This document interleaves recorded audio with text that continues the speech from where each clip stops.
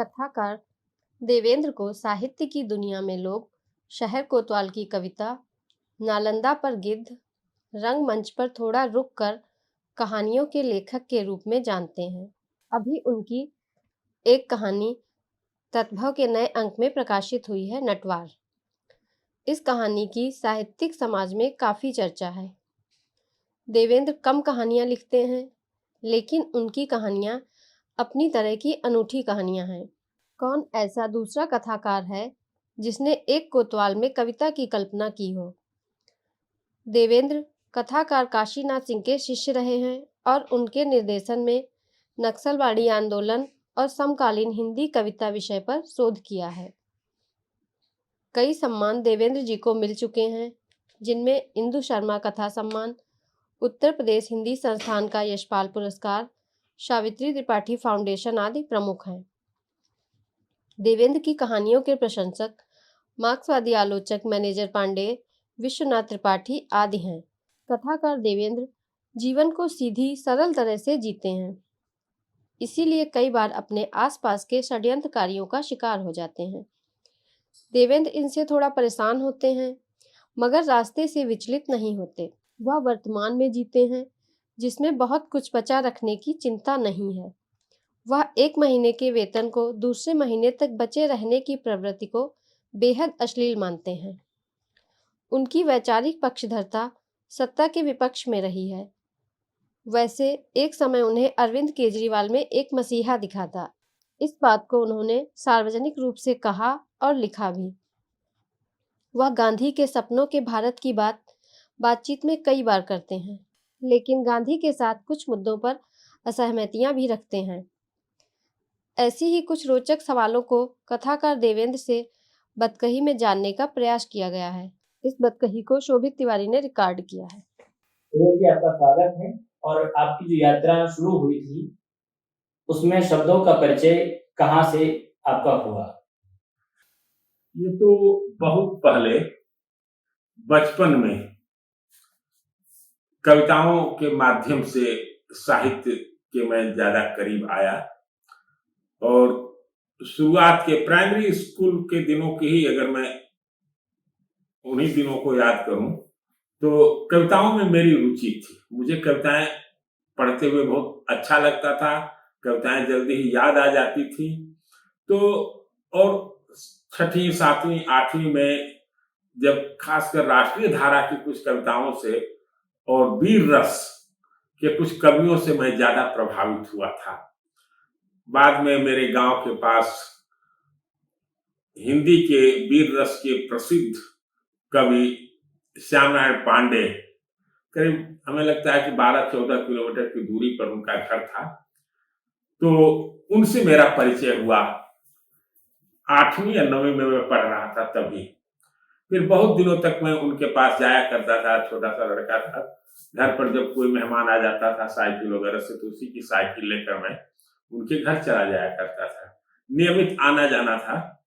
तो कविता का महत्व, छंदों का महत्व कविता में, ये सब मैं उन्हीं से शुरुआत में प्रभावित हुआ और यह सब चलता रहा। करीब इंटरमीडिएट क्या बीए तक मैं कह सकता हूँ। बीए के बाद जब मैं एमए में काशी हिंदू विश्वविद्यालय में गया तो वहां 2 ऐसे अध्यापक थे, शिव प्रसाद सिंह और काशीनाथ सिंह, जो कथाकार के रूप में विख्यात थे। तब जैसा कि होता है, लड़कों में एक झिझक सी होती है, कैसे हम मिलें। तो इन लोगों को देखा करता था। कुछ ऐसे लड़के मेरे ज्यादा करीब थे, हमसे सीनियर थे, ये श्रीकांत पांडे, ओम प्रकाश द्विवेदी, जंग बहादुर वगैरह वगैरह, जो काफी काशीनाथ सिंह से घुले मिले थे और कुछ लोग शिव प्रसाद जी से भी घुले मिले थे। तो उन लोगों से नजदीकी बढ़ी। फिर मैं काशीनाथ जी के ज्यादा करीब होता गया। शिव प्रसाद जी भी मुझे बहुत प्यार करते थे, मानते थे। ये हुआ और उन्हीं दिनों कुछ आर्थिक मजबूरियां थी पढ़ाई के दिनों की, कि रेडियो स्टेशन पर वार्ता के लिए मैं जाया करता था। उसमें एक बंदिश थी कि आप 3 महीने के भीतर दूसरा आपको कार्यक्रम नहीं मिलता था। तो मेरे क्लास में कुछ लड़कियां थी, उनके नाम से भी मैं लिखता उखता था और फिर वे रेडियो स्टेशन पर बोलना है इस खुशी में वे जाया करती थी। लेकिन चूंकि लिखता उखता मैं ही था तो पैसा वे मुझे दे दिया करती थी। फिर एक थोड़े दिनों बाद हमारे एक मित्र थे, ये अरविंद चतुर्वेदी, बहुत अच्छे कवि अरविंद चतुर्वेदी, तो वे आज अखबार में संपादक होकर गए थे। तो उन्होंने मुझे अखबार में नियमित रूप से मंगलवार के दिन गांव पर वो उसका बीच का पन्ना निकलता था और लगभग आज अखबार, उन दिनों का आज अखबार बहुत महत्वपूर्ण अखबार हुआ करता था, आज की तरह का नहीं था। तो हर मंगलवार को मैं लगभग गांव की किसी एक घटना पर, किसी एक दृश्य पर, किसी एक चित्र पर नियमित रूप से लिखने लगा था और शब्द चित्रों की एक, और कविता से कहा जाए कि उन शब्द चित्रों के माध्यम से मैं गद्य विधा की ओर लौट आया। तो शब्द चित्रों को पढ़ने वाले कुछ लोग कहते थे कि तुम कहानियां लिखो, तुम्हारी भाषा कहानी लायक है। तो फिर 82-83 में एमए का ही छात्र था या शायद रिसर्च में दाखिला ले लिया था। मैंने एक कहानी लिखी थी, शहर कोतवाल की कविता, और उसी कहानी के माध्यम से वो पहल में छपी कहानी और अनुमान से ज्यादा, मेरे अनुमान से बहुत ज्यादा लोगों ने उसे पसंद किया। फिर एक कथाकार के रूप में, इसके पहले एक छोटी मोटी घटनाएं हो चुकी थी। काशी नदी के करीब आने में उस घटना का उल्लेख करना बड़ा जरूरी है। बच्चन सिंह जो हिंदी आलोचक के रूप में जिन्हें सब लोग जानते हैं, उनके बेटे थे, काशी विद्यापीठ में वे प्रोफेसर थे। तो धूमिल की 44वीं वर्षी का उन्होंने एक आयोजन किया था डायमंड होटल में जी, और उसमें कुल 35-36 लोगों के बैठने की व्यवस्था थी। और मुझे जो है, मैं भी जाना चाहता था, तो मैं गया वहां। तो डायमंड होटल में तो पता लगा कि अनाहूत लोगों को जी वहां बैठने की मनाही है। फिर मैं वहां से लौट आया, एमए का विद्यार्थी था, कुछ खास ऐसी साहित्यिक पहचान थी नहीं, 80 पर बैठा हुआ था। फिर मेरे मन में क्या आया कि जब बिरला हॉस्टल में आकर के मैंने उसकी एक जितनी भर्त्सना हो सकती थी यह लाइन लेते हुए कि धूमिल जैसे जनपक्षीय कवि के वर्षगांठ को सीमित लोगों के बीच एक शहर के भव्य होटल में करना, उन्हें जनता से काटने की साजिश है, और एक चित्रात्मक रपट बना करके मैंने उन दिनों दिनमान पत्रिका निकलती थी, रघुवीर सहाय संपादक थे, उनके पास मैंने भेज दी और एक हफ्ते बाद वो छप करके आ गया दिनमान में। तो जाहिर है बच्चन जी को भी बहुत बुरा लगा, जो लोग उसमें गए थे सब लोगों को बहुत बुरा लगा था, और शिव प्रसाद जी अपने तरीके से प्रसन्न थे, और काशीनाथ जी भी बच्चन सिंह के अच्छे मित्र थे। तो अच्छा लगा या बुरा लगा, लेकिन उसमें दिनमान में मेरा लिखा हुआ छपा था, इसके लिए उन्होंने बहुत मेरी तारीफ की, और फिर मैं काशीनाथ जी के ज्यादा करीब हो गया था। लेकिन वो दोनों लोगों से, काशीनाथ जी और शिव प्रसाद जी, तो लगभग ले दे करके एक पढ़ने लिखने वालों का माहौल बन गया था जिनके बीच में रहने का। और शहर कोतवाल की कविता के बाद से फिर मैं कहानियों की ओर ही मुड़ गया। यदा कदा किसी विषय पर ये चित्रात्मक लेख मैं लिखता हूं, क्योंकि बहुत ज्ञानवर्धक लेखों का मुझे नहीं लगता था। जैसे अभी हुआ था पिछले दिनों, तो मुसलमानों की जो समस्या थी, तो उस पर राष्ट्रवाद का मिथ और मुसलमानों का यथार्थ करके तो इसी तरह समय बेसमय अक्सर लिखता रहा, कुछ राजनीतिक लेख भी लिखे, लेकिन सबका जो टोन है मूलतः साहित्यिक ही मैंने जी। रखा। जब पहली रचना आपकी प्रकाशित हुई पहल में, तो उसके बाद क्या घटनाएं हुई? किन लोगों ने आपको? ये पहल उन दिनों की एक बहुत बड़ी पत्रिका थी और हमें लगता है कि बंद होने के समय तक साहित्य में उसने अपना वही स्थान बनाए रखा था और आज जो स्थान तक का है लगभग वही। तो पहल में छपना वो भी किसी स्टूडेंट का, मुझे नहीं लगता है कि काशी हिंदू विश्वविद्यालय में काशी नजदीक को छोड़ दिया जाए तो किसी दूसरे अध्यापक को भी यह गौरव प्राप्त हुआ हो कि वह पहल में छपा हो, तो उससे ख्याति तो मुझे मिल गई। और पहल के कवर पेज पर उस कहानी का शीर्षक प्रकाशित किया गया था, यानी उसमें रामविलास शर्मा का नाम था, उनका कोई व्याख्यान छापा था उन्होंने पहल 26 के अंक में, नामवर जी का व्याख्यान था। तो ये लिखा था उस पर कि रामविलास शर्मा, नामवर सिंह और मेरा नाम तो कुछ था नहीं, तो उन्होंने बस यही लिखा था कि और कोतवाल की कविता। तो लगभग जहां भी पहल जाती थी लोगों ने बहुत उसे पढ़ा था चाव से।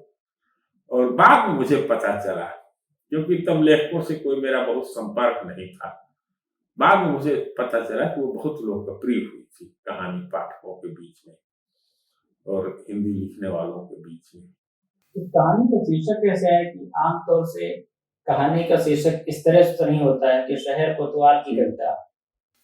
ये मुझे हमेशा यह लगता था कि देखिए वो एक दौर ऐसा था कि 80 के आसपास की हिंदी कहानी को देख लिया जाए तो नक्सलवाड़ी आंदोलन के प्रभाव में कुछ अति क्रांतिकारी कहानियां लिखी जा रही थी, खासकर बिहार के कुछ लेखक, कुछ बंगाल में रहने वाले लोग। अगर मैं नाम लूं तो उस समय का एक बड़ा चर्चित नाम था सुरेश कांता जी और एक विजेंद्र अनिल। तो इन लोगों की कहानियों में आमतौर पर शोषक वर्ग से कोई चरित्र उठाया जाता था, कोई जमींदार है, कोई साहूकार है, तो वह तरह तरह की टिकड़में करता है, छल प्रपंच करता है, यातनाएं देता है और बाद में पूरी कहानी भर जो दलित पात्र होता है वह चुपचाप अन्याय को सहता रहता है और अंत में एक प्रतिरोध की चेतना के परिणाम स्वरूप उसके भीतर कुछ क्रांतिकारी बदलाव। अब मेरी समझ में यही आया उस समय कि हर आदमी के भीतर एक अच्छा और बुरा दोनों तत्व होता है, यानी कुछ खास बिंदु होते हैं जिसके इस पार जाने से कोई नायक हो जाता है और इस पार जाने से खलनायक हो जाता है, तो उसमें कोई बहुत अंतर नहीं होता है। तो जब कभी जनता का कोई दमन करता है तो इसके पहले बहुत, क्योंकि होता तो वह मनुष्य के रूप में ही विकसित होता है इस समाज में, तो वह अपने भीतर की कोमल भावनाओं का दमन कर लेता है। तो कोतवाल का महत्व इस बात में नहीं है कि वह शहर में लोगों को किस तरह दबाता है, लाठीचार्ज करता है, इन सब कुछ को करने के पहले वह अपने भीतर की कविता को कैसे मार देता है जी। और कविता के वहां कई अर्थ हैं अपने भीतर की मनुष्य, और उसे इस बात का पता ही नहीं चलता कि उसके भीतर कोई कविता थी या उसने कविता की अपने भीतर की कविता की हत्या की है। एक दिन जब बहुत दिन बाद जब वो अपनी पत्नी के पास मिलने जाता है तो पत्नी से जो काव्यात्मक संबंध हैं उसके जब संपर्क में आता है तो डायरी में जो कुछ लिखता है वही उसकी कविता होती है। तो उसी कविता, तो ये एक मेरी दृष्टि थी, चाहे अनचाहे।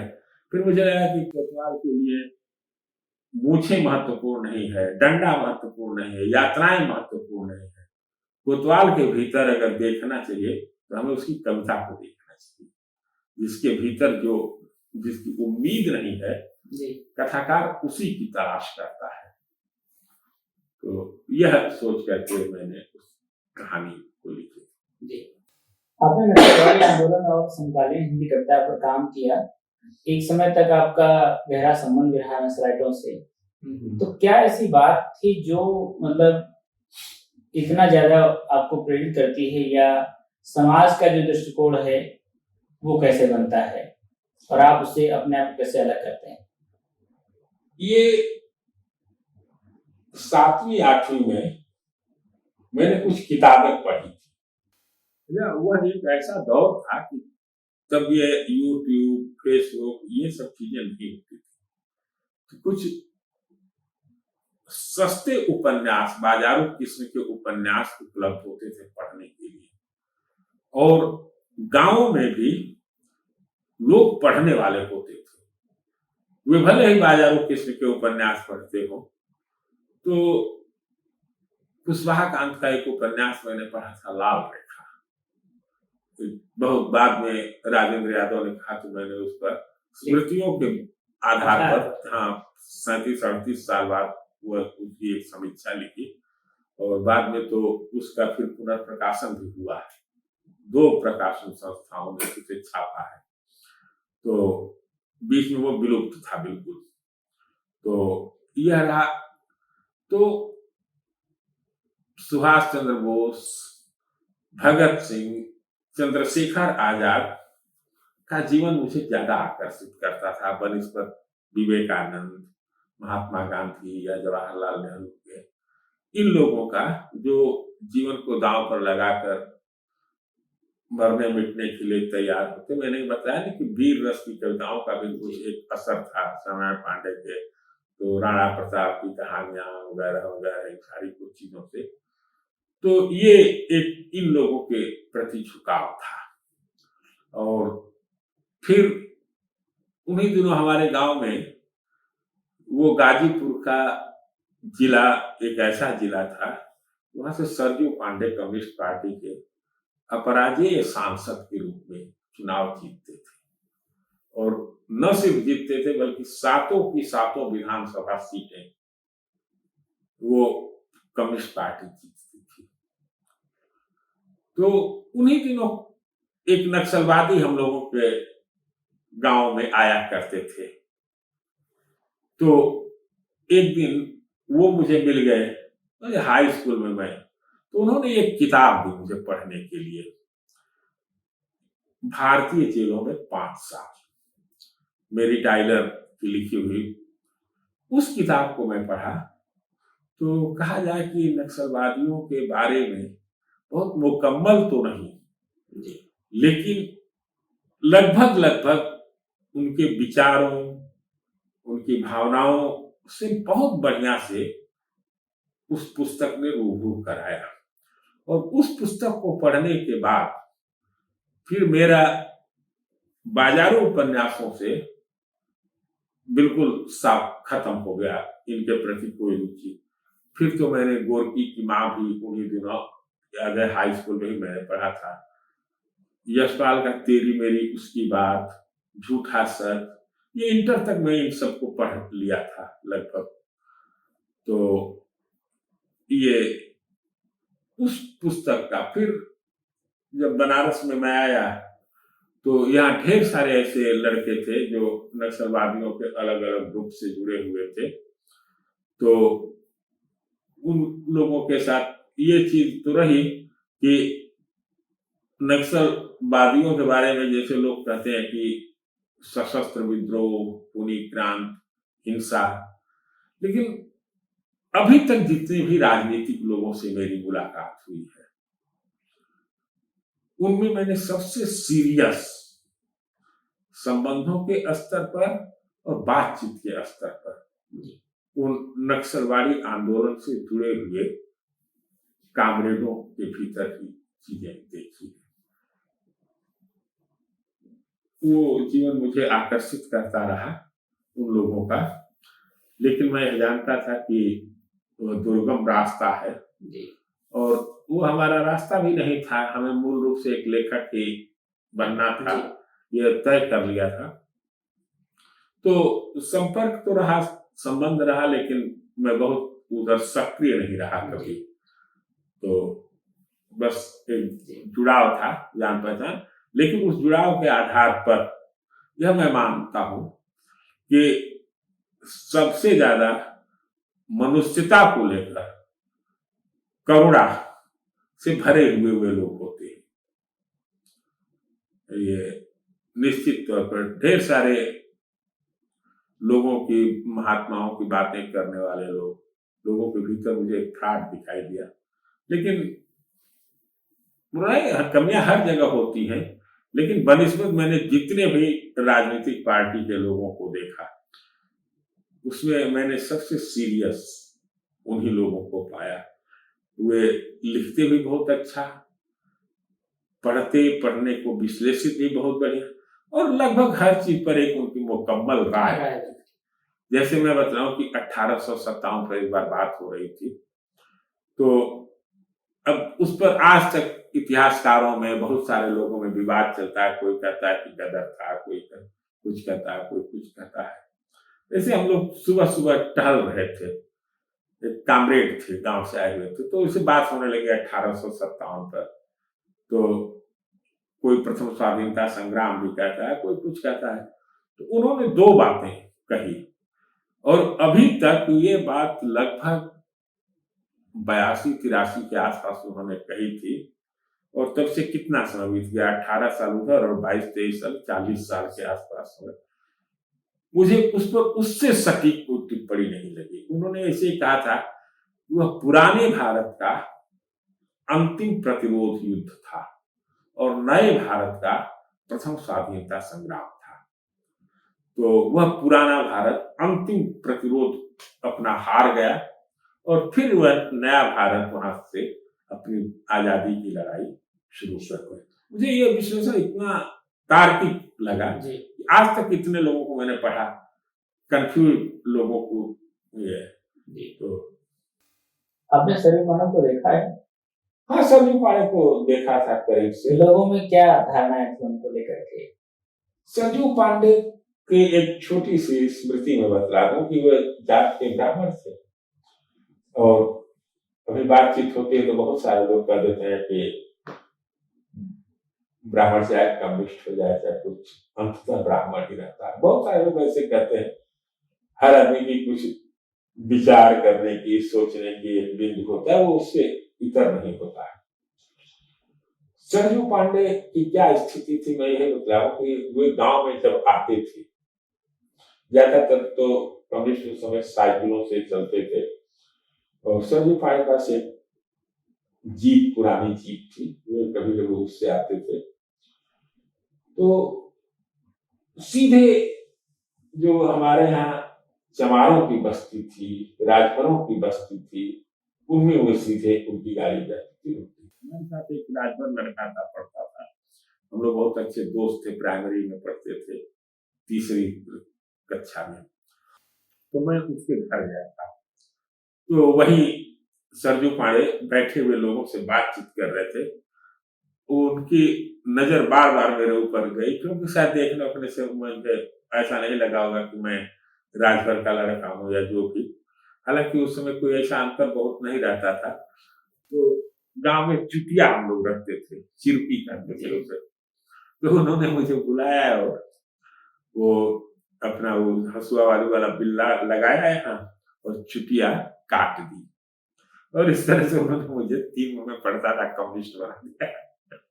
मैं आया गांव में, तो स्थिति ये थी कि पूरा सन्नाटा देख कर मुझे चुरपी कटी हुई है, हसुआ बाली वाला बिल्ला लगाए हुए।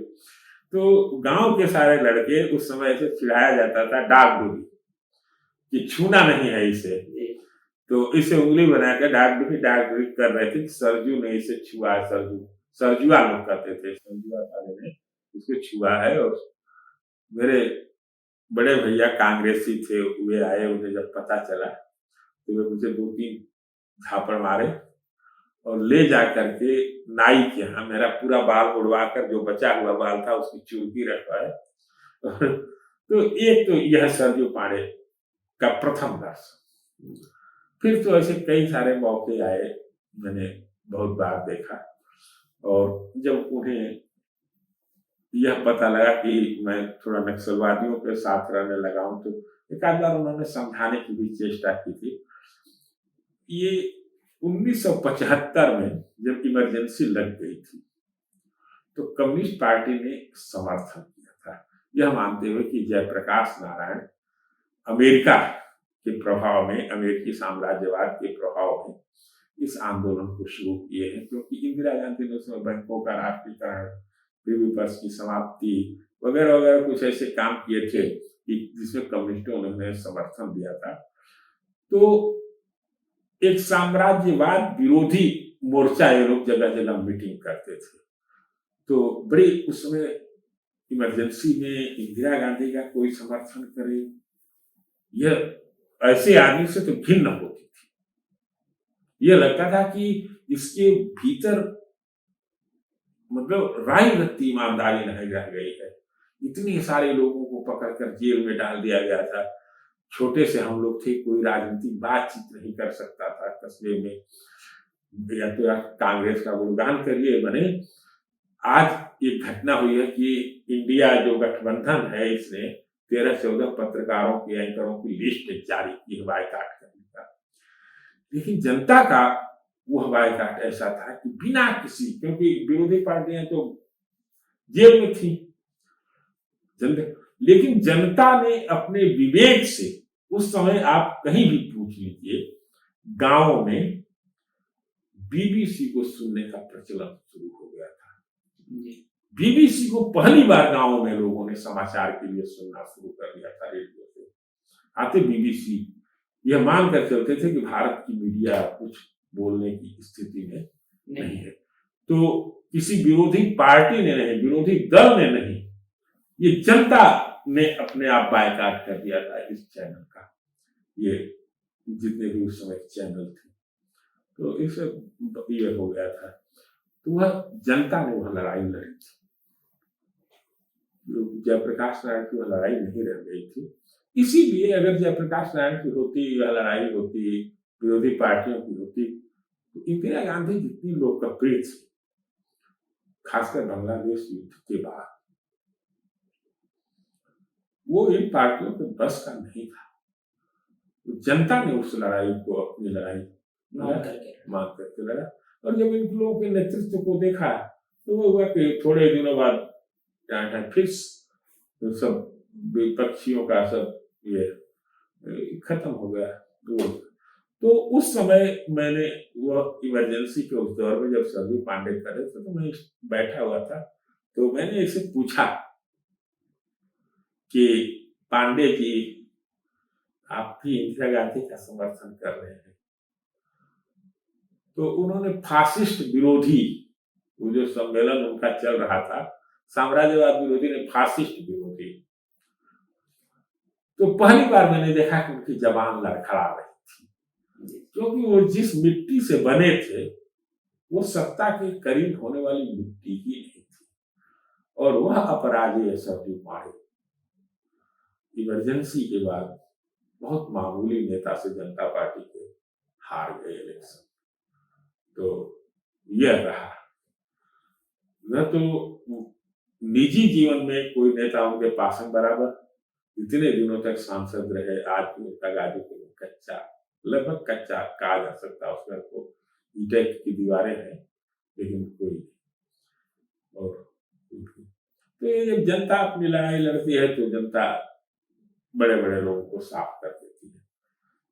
तो इस तरह से होता है। अब वह कभी कभी नेताओं को श्रेय मिल जाता है कि हमने उनको पराजित किया। तो जैसे इंदिरा गांधी के खिलाफ राजनारायण को श्रेय मिल गया, कोई व्यक्तित्व में ये नहीं था, तुलना नहीं, कोई तुलना नहीं।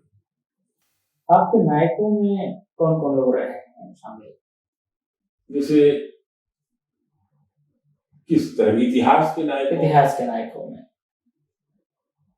भारतीय इतिहास के सही कहा जाए तो एक, अगर मैं जितना मैंने पढ़ा है, तो लगभग नायक क्या कहा जा सकता है, लेकिन नायक के लिए तो जरूरी है कि जनता जिसके लिए पागल हो जाए। जी तो छिटपुट तौर पर जो लड़ाइयां लड़े हैं लोग, जैसे एक वासुदेव बलवंत फड़के महाराष्ट्र, महाराष्ट्र वो 1857 के बाद वो सबसे महत्वपूर्ण विद्रोह था। फिर बाद में उस रूप में मैं किसी को यह नहीं मानता कि चंद्रशेखर आजाद, राम प्रसाद बिस्मिल, अशफाक उल्लाह, ये लोग लड़ाइयां लड़ते थे। ग्रुप था, पार्टी भी नहीं थी। अलग पार्टी का तो नाम दिया था इन लोगों ने, लेकिन एक छोटा सा ग्रुप था और देश के अलग अलग हिस्से में अलग अलग लोग थे।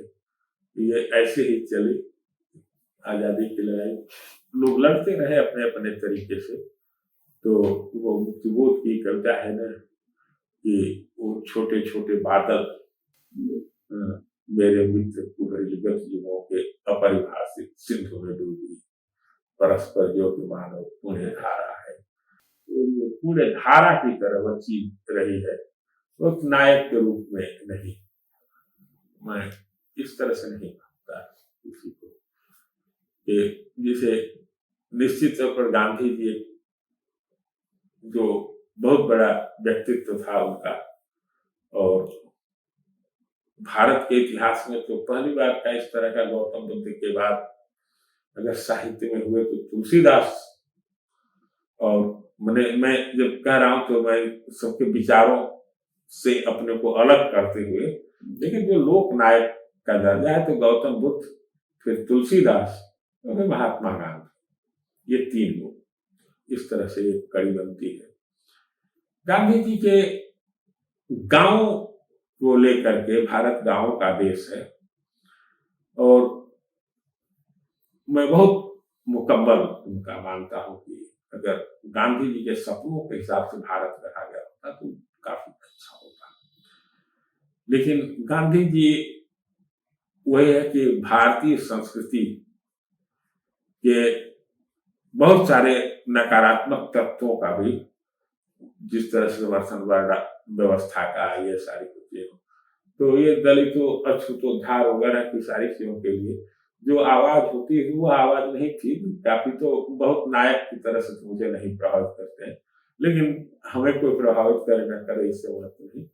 मतलब ये मैं मानता हूँ कि गौतम बुद्ध, तुलसी और फिर महात्मा गांधी, ये लगभग ये तीन बड़ी घटना भारत के इतिहास में। अभी बनारस से लखीमपुर आए, तो लखीमपुर आने के बाद क्या क्या चीजें यहाँ पर आपको नई मिली जो बनारस की चीजें यहाँ पर बार बार याद आती थी? नहीं, बनारस तो एक बड़ी संस्था से निकल कर आया था जी और काशी हिंदू विश्वविद्यालय का वह विशाल कैंपस, तरह तरह के विषयों को खूब पढ़े लिखे लोग, और मैं उसमें पूरी तरह रचा बसा था, खप गया था। वो 80 की वो पूरी मंडली का एक अनिवार्य हिस्सा था, बल्कि मेरी वो पहली जो कहानी थी तो इसमें 80 का दृश्य है, पप्पू चाय वाले को, और फिर जो विमान में मैंने लिखा था तो उसी 80 की दुकान का जिक्र किया था। वो सारी चीजें उसमें तो बहुत, एक तो लगता था कि मैंने एक पत्र लिखा था कि नौकरी तो हुई लेकिन जिंदगी छूट गई। तो लखीमपुर में आने के बाद वो एक कॉलेज, और कॉलेज में छोटे छोटे स्वार्थों में लगे हुए अध्यापक, इनके कोई सामाजिक सरोकार नहीं रहा।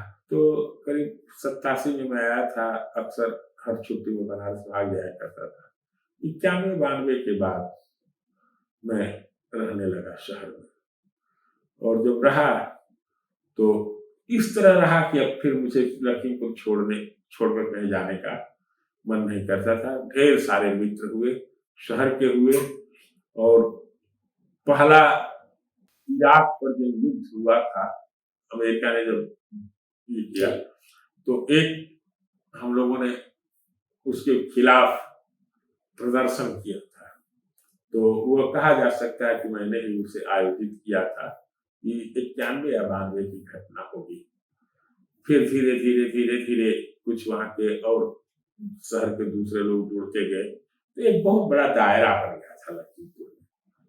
तो लखीमपुर में तो यह कहा जा सकता है कि मैं इतना ज्यादा सामाजिक हो गया था, इतना ज्यादा सामाजिक हो गया था। फिर तो साहित्य के बड़े बड़े आयोजन भी वहां हुए। हमें नहीं लगता है कि उस समय का कोई भी महत्वपूर्ण साहित्यकार ऐसा हुआ हो जो लखीमपुर न गया हो। किसी न किसी बहाने लोगों का आना जाना तांता सा लगा रहता था। यहाँ तक कि कोई भी राजनीतिक पार्टी के वो एक बार आए थे, माले के कौन है महासचिव इस समय, दीपांकर भट्टाचार्य अभी घर पर आए थे, बैठे थे। उसके पहले विनोद मिश्रा आए थे, तो हमारे ही घर पर रुके थे 3 दिनों तक। तो ये सारे लोग आते जाते रहते थे। तो ये वहाँ माले के लोग थे जो अक्सर मेरे यहाँ आया जाया करते थे। वो लोग कई बार चाहते थे कि मैं उनके संगठन का सदस्य बनूं, लेकिन मैंने ये एक प्रतिज्ञा सिद्ध कर रखी थी कि किसी भी संगठन का सदस्य, क्योंकि अपने निजी जीवन पर मैं किसी संगठन की तानाशाही अनुशासन के नाम पर बर्दाश्त में नहीं करना चाहता। मैं अपना जीवन है, जितना आपके हिस्से का हो, आपके काम का हो, ले लीजिए। जो आपके काम का नहीं है तो ठीक है, वो मेरा अपना है, उसे आप छोड़ दीजिए। तो इस हिसाब से फिर तो कई चीजें ऐसी हुई थी। तो मंजूनाथ वाली घटना हुई, कैंची वाली, कई आंदोलन ऐसे हुए जिसको हम लोगों ने, और स्टेशन पर बैठते थे। एक स्टेशन पूरा शहर ही शाम को स्टेशन की ओर खींचा चलाता था। तो पूरा स्टेशन उस समय राजनीतिक गतिविधियों का केंद्र हो गया था। सारी पार्टियों के नेता भी वहां आ जाया करते थे, कार्यकर्ता, नेता, पत्रकार सब आते ही थे। और लगभग शाम को 6 बजे से लेकर रात 11-12 बजे तक लखीमपुर में बिजली भी नहीं रहती थी। तो बिजली न होने पर घर में जाकर सड़ने से अच्छा हो कि लोग वही स्टेशन पर बैठकर मच्छर काटते रहते थे, तो देश दुनिया की चिंता में हम लोग डूबे रहते थे। तो वहाँ एक बहुत बदकही का एक उर्वरक माहौल था। और यह कहा जा सकता है कि लखीमपुर उन दिनों बदलने लगा था।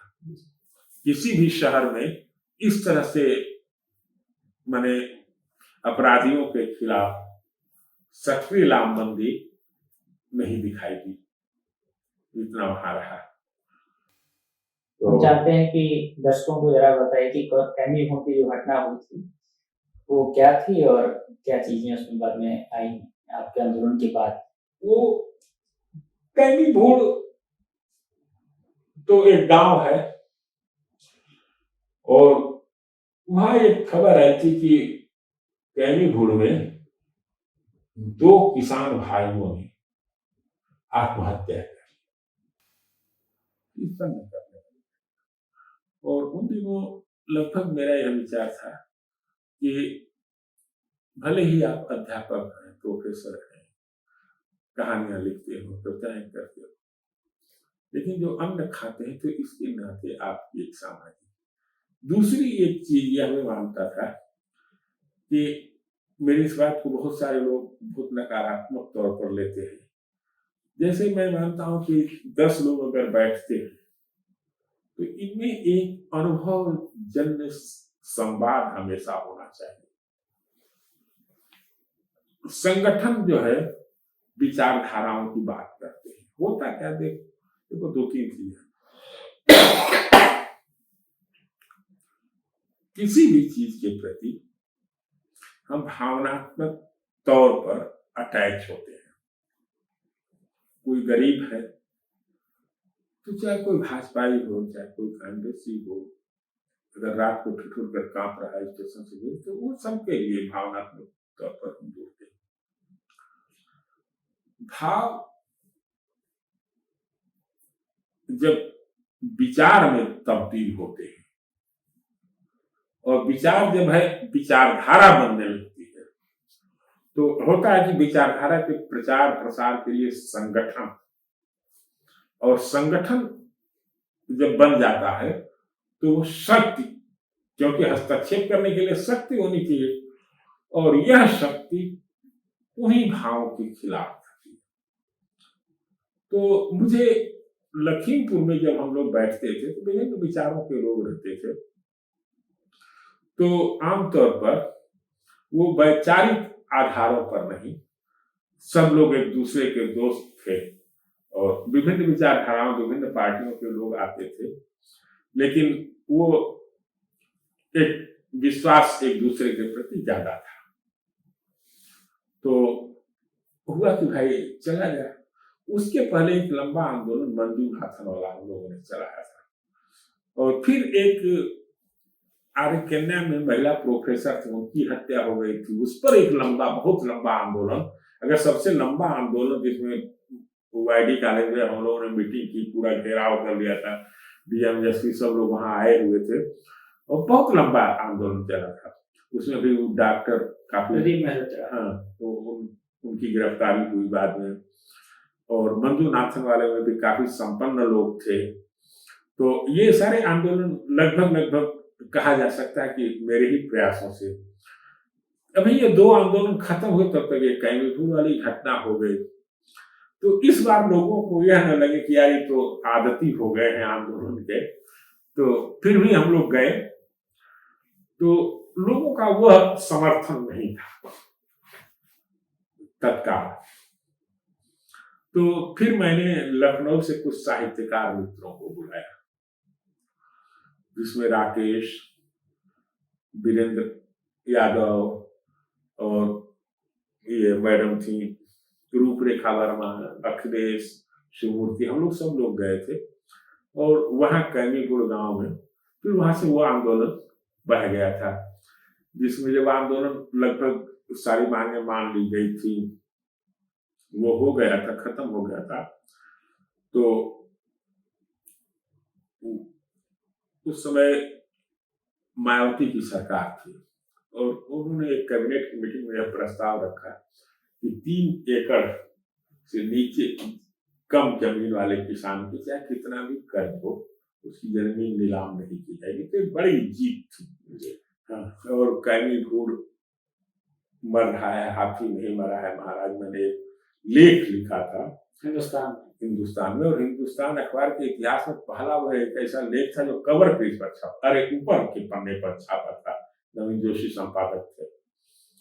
तो उसी का असर पड़ा था। यहाँ कैबिनेट की मीटिंग हुई थी और फिर ये हुआ था। लगभग सारी मांगे मान ली गई थी। तो वो मेरी भाषा भी बड़ी उग्र किस्म की थी उसमें। तो ये रहा।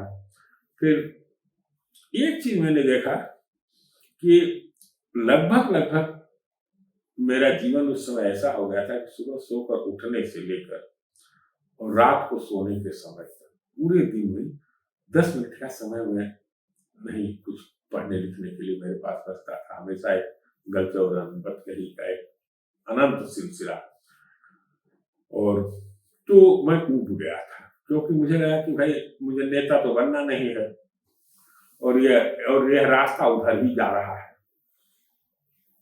फिर एक छोटी सी लालच ही तो होती है, कोई देखे कि भाई इतने लोग लोकप्रिय हो रहे हैं तो कोई टिकट दे दीजिए, मान लीजिए। फिर आपकी जिंदगी बदल जाती है। लेकिन मैं किसी भी कीमत पर अपने लेखक का बलिदान नहीं करना चाहता था, वो चाहे जैसा भी हो, जितना कमजोर हो, अच्छा, लेकिन उसके प्रति मेरी ज्यादा निष्ठा थी। तो मैं हटना चाहता था अब लखीमपुर से, और लखीमपुर में रह करके उससे पृथक हो पाना संभव नहीं था। फिर मैं लखनऊ चला आया, और तो इस तरह से आप शहर में रहे तो वहाँ की जो चाय की दुकान है वो भी आबाद रही, और आपने अपने एक संग्रह का विमोचन भी वहां पर किया और किताब भी उनको समर्पित की, हसीन चाचा को। ये छोटे छोटे जो लोग हैं, एक किसी शहर को क्या देते हैं? नहीं, अब मैं बताऊं कि वहाँ हसीन चाचा थे। अच्छा, उस दुकान में मैं बैठना कैसे शुरू किया उसकी भी वो जी। वहाँ उस शहर में एक पत्रकार थे, गांधी जी, उपेंद्र त्रिवेदी नाम था। गांधी जी लोगों ने सम्मान में कहते थे गांधी जी। और मुझे एक लगता है कि दक्षिण भारत में कहा जाता है कि वहाँ एक नदी है जिसमें पानी नहीं है, एक मंदिर है जिसमें कोई मूर्ति नहीं है। मैंने वो वहाँ की कहावत है 3 चीजों को लेकर। तो गांधी जी को भी मैं ऐसा ही पत्रकार मानता था। मैंने कभी उनको किसी अखबार में उनकी कोई रिपोर्ट नहीं देखी कि वो छपते हुए, लेकिन सारे पत्रकारों के वो पितामह माने जाते थे। उनका व्यक्तित्व था। यहाँ तक कि अयोध्या मंदिर वाले में मध्यस्थता करने वाले शीतला प्रसाद जी भी बहुत सम्मान के साथ उन्हें गांधी जी कहते थे।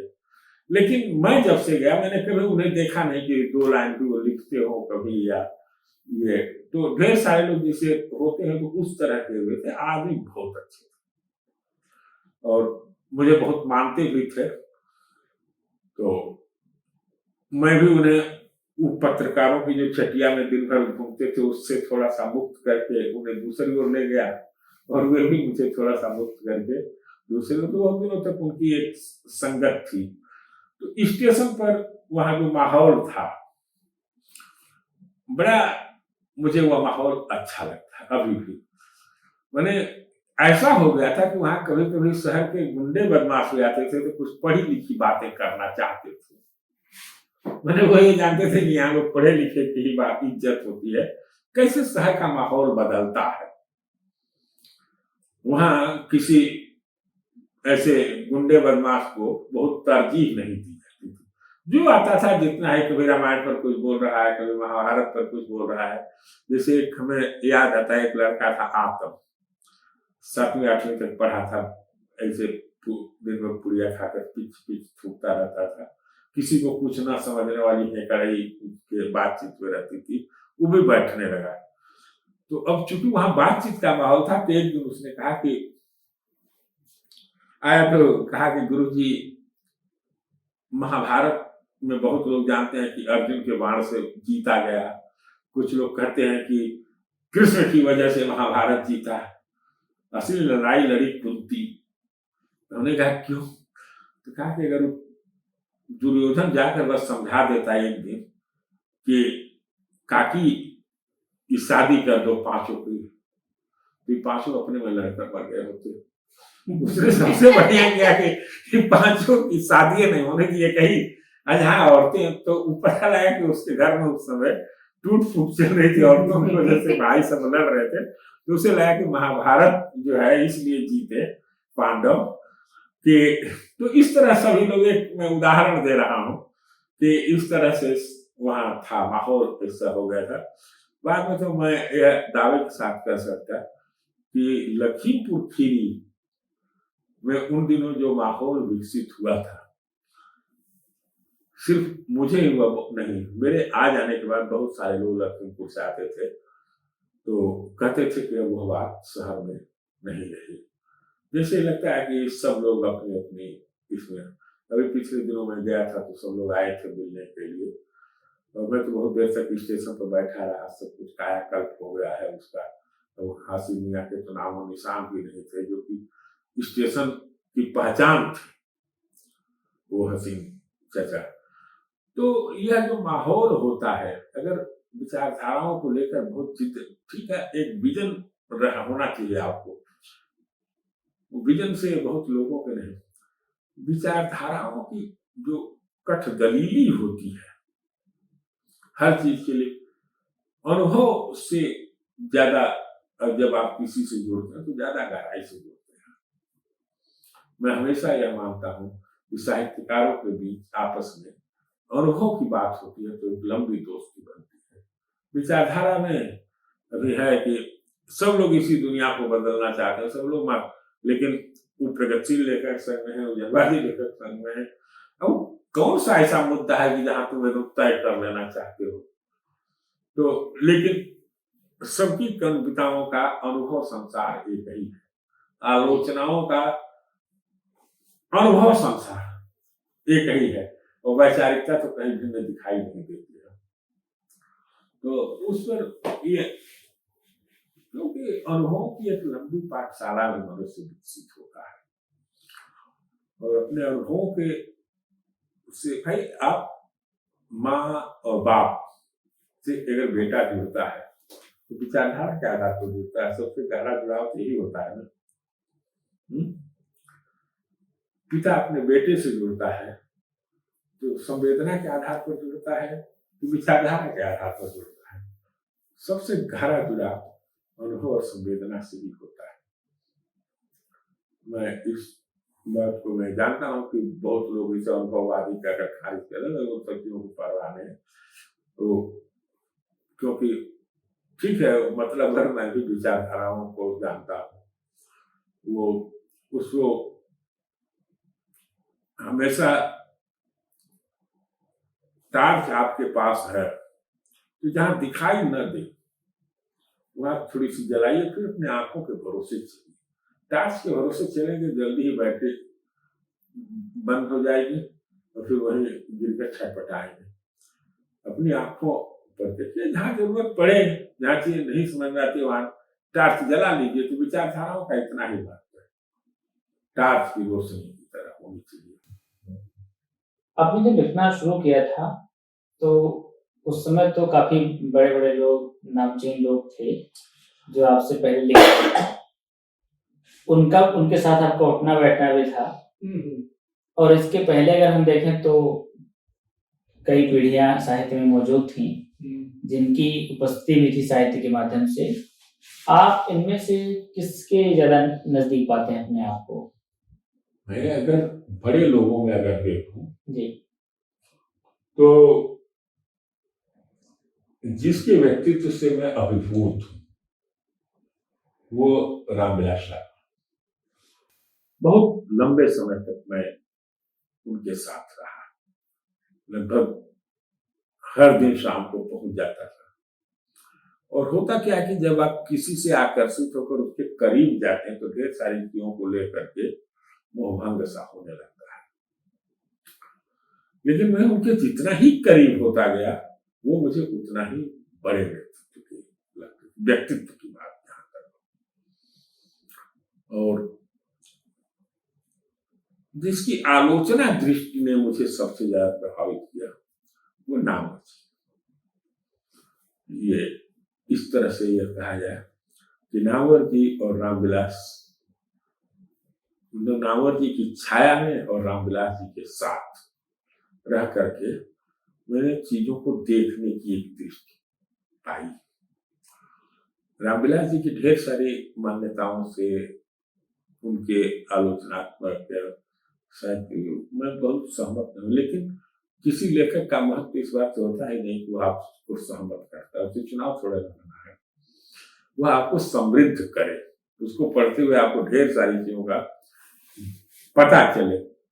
तो इस तरह से वो रामविलास शर्मा को पढ़ते हुए मुझे लगा कि वो बहुत ज्यादा समृद्ध था। और नामवर जी को पढ़ने के अलावा जो चीज है कि उनसे बातचीत करने का मुझे बहुत कई बार बहुत अच्छा अवसर मिला है, देर देर तक, काफी एक पूरी रात पूरे दिन जब कोई नहीं रहा, आमतौर पर तो घिरे रहते थे। जैसे दुधवा में जब हम लोग गए थे संगमन, हाँ नहीं संगमन में नहीं, ऐसे एक बार आए थे। अच्छा, तो वाईडी कॉलेज में बुलाया था, तो वाईडी कॉलेज तक तो भीड़ भाड़ थी। फिर वहां से अखिलेश भी था तो अखिलेश चला आया यहाँ लखनऊ। फिर मैं उनको और ये श्रीलाल जी को लेकर के चला गया था। तो पूरी रात वहां हम लोग जंगल में रहे, दूसरे दिन भी रहे, तीसरे दिन लौट कर आए। तो काफी यह रहा, उसका मैंने संस्मरण में लिखा भी नाम। तो बातचीत में उनके पास बैठकर सीखने के जितने अवसर मिलते थे और वो बात की बातें बहुत ध्यान से सुनते थे। तो उस तरह से ये साहित्य में इन दो लोगों से मैं अगर आलोचकों से कहा जाए, और या मित्र तो ढेर सारे है, वो मित्रों में किसका उल्लेख करना किसका नहीं। जी, लेकिन अगर साहित्य की जो उपस्थिति रही है जिसमें समाज की मतलब कई अलग अलग छवियां हमको नजर आती हैं, तो कुछ असर प्रेमचंद का आपके ऊपर प्रभावित हुई है मुझसे, या रेणु की परंपरा में अपने आप को ज्यादा नजदीक पाते हैं? क्योंकि कहानीपन आपका जो है वो उनके साथ जुड़ता है। ये अगर ये देखा जाए तो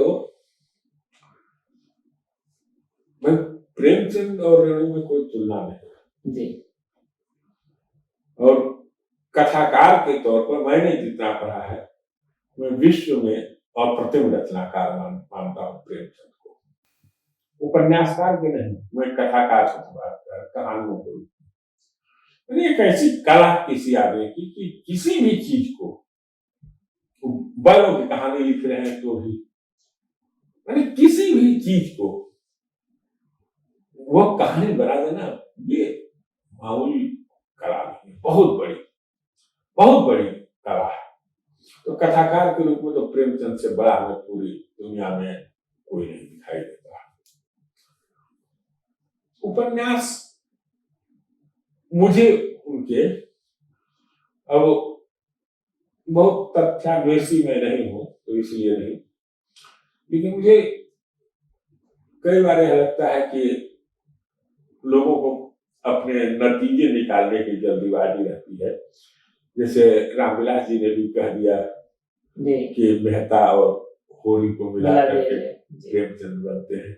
ये मुझे लगा कि जैसे गोदाम को पढ़ते हुए मुझे हमेशा लगा कि उसमें बहुत जतन पूर्वक अगर प्रेमचंद ने किसी में अपने को व्यक्त किया है तो राय साहब एक ऐसे उसके गोदाम के चरित्र हैं जिसमें जो कुछ भी कमियां हैं, उनकी वर्गीय कमियां हैं, निजी जीवन में कोई दोष नहीं, उस तरह का निर्दोष जीवन वो किसी का है नहीं, न होरी का, न मेहता का, किसी का उस तरह का निर्दोष जीवन नहीं है। भाई वो है ना कि दोष करने का अवसर हो तब तो आप निर्दोष होने का। अब होरी में कोई किसी के शोषण करने की उसकी यही नहीं है, लेकिन जहां तक है कि वो जाता है वहां तो थोड़ी सी सहुआइन से रफ्त जब्त कर लेता है, तो चापलूसी कर, लेकिन राय साहब नहीं। और यहाँ यही है कि वो जयंती प्रसाद जब आते हैं और राय साहब का अपमान करते हैं तो प्रेमचंद से बर्दाश्त नहीं होता है। प्रेमचंद जयंती प्रसाद को धूल चटाकर ही दम लेते हैं। तो मुझे यह लगा, जरूर नहीं कि इस बात को कोई माने ना माने, लेकिन ये रचना प्रक्रिया में यह नहीं कि जो तेज पात्र है, जो नायक है, उसी के माध्यम से कथाकार अपने को अभिव्यक्त नहीं करता, अपनी बातें जगह जगह से कहता है। ऐसा नहीं है, जब जहां से मौका मिलता है जिस पात्र के माध्यम से, और यह करना भी चाहिए। जी।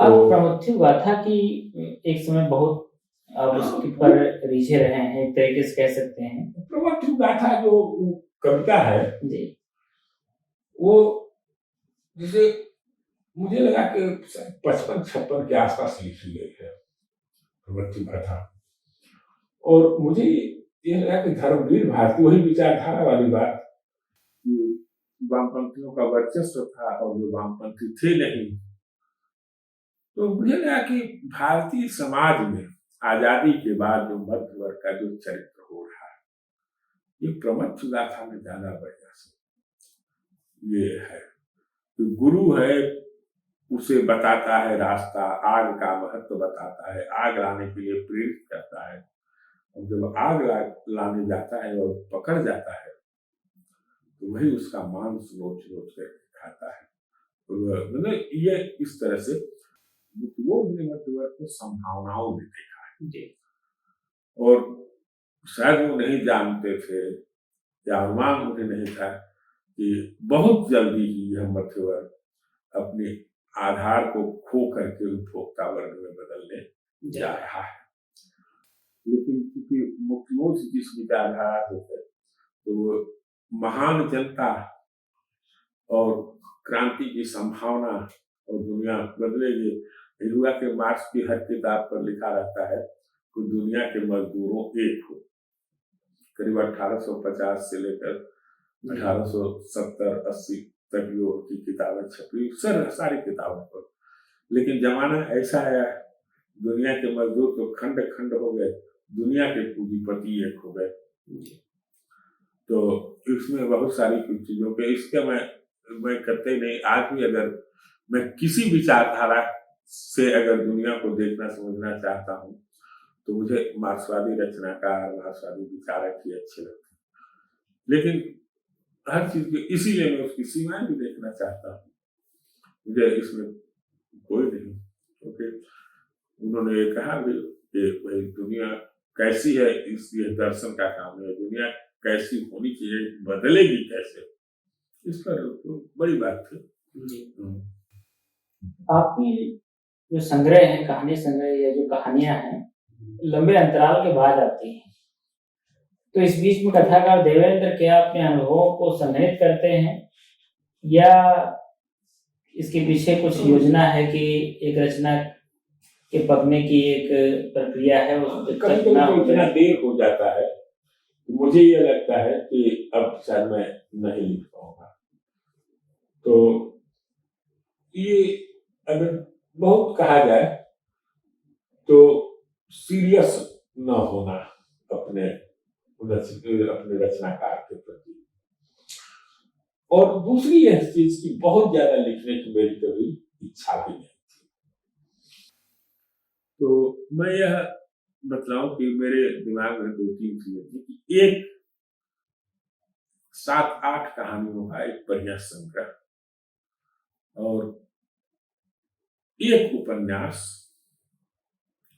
और एक कोई आलोचना की किताब, आलोचना टाइप किताब, जिसमें बहुत कुछ दूसरे ढंग से, जिसकी एक वानगी अपने गुरु काशीनाथ जी के उपन्यास काशी का 80 पर लिखते हुए मैंने कि उस उपन्यास, उस कृति के माध्यम से ढेर सारी बातें कह जाएं, तो उसमें इसी रूप में था।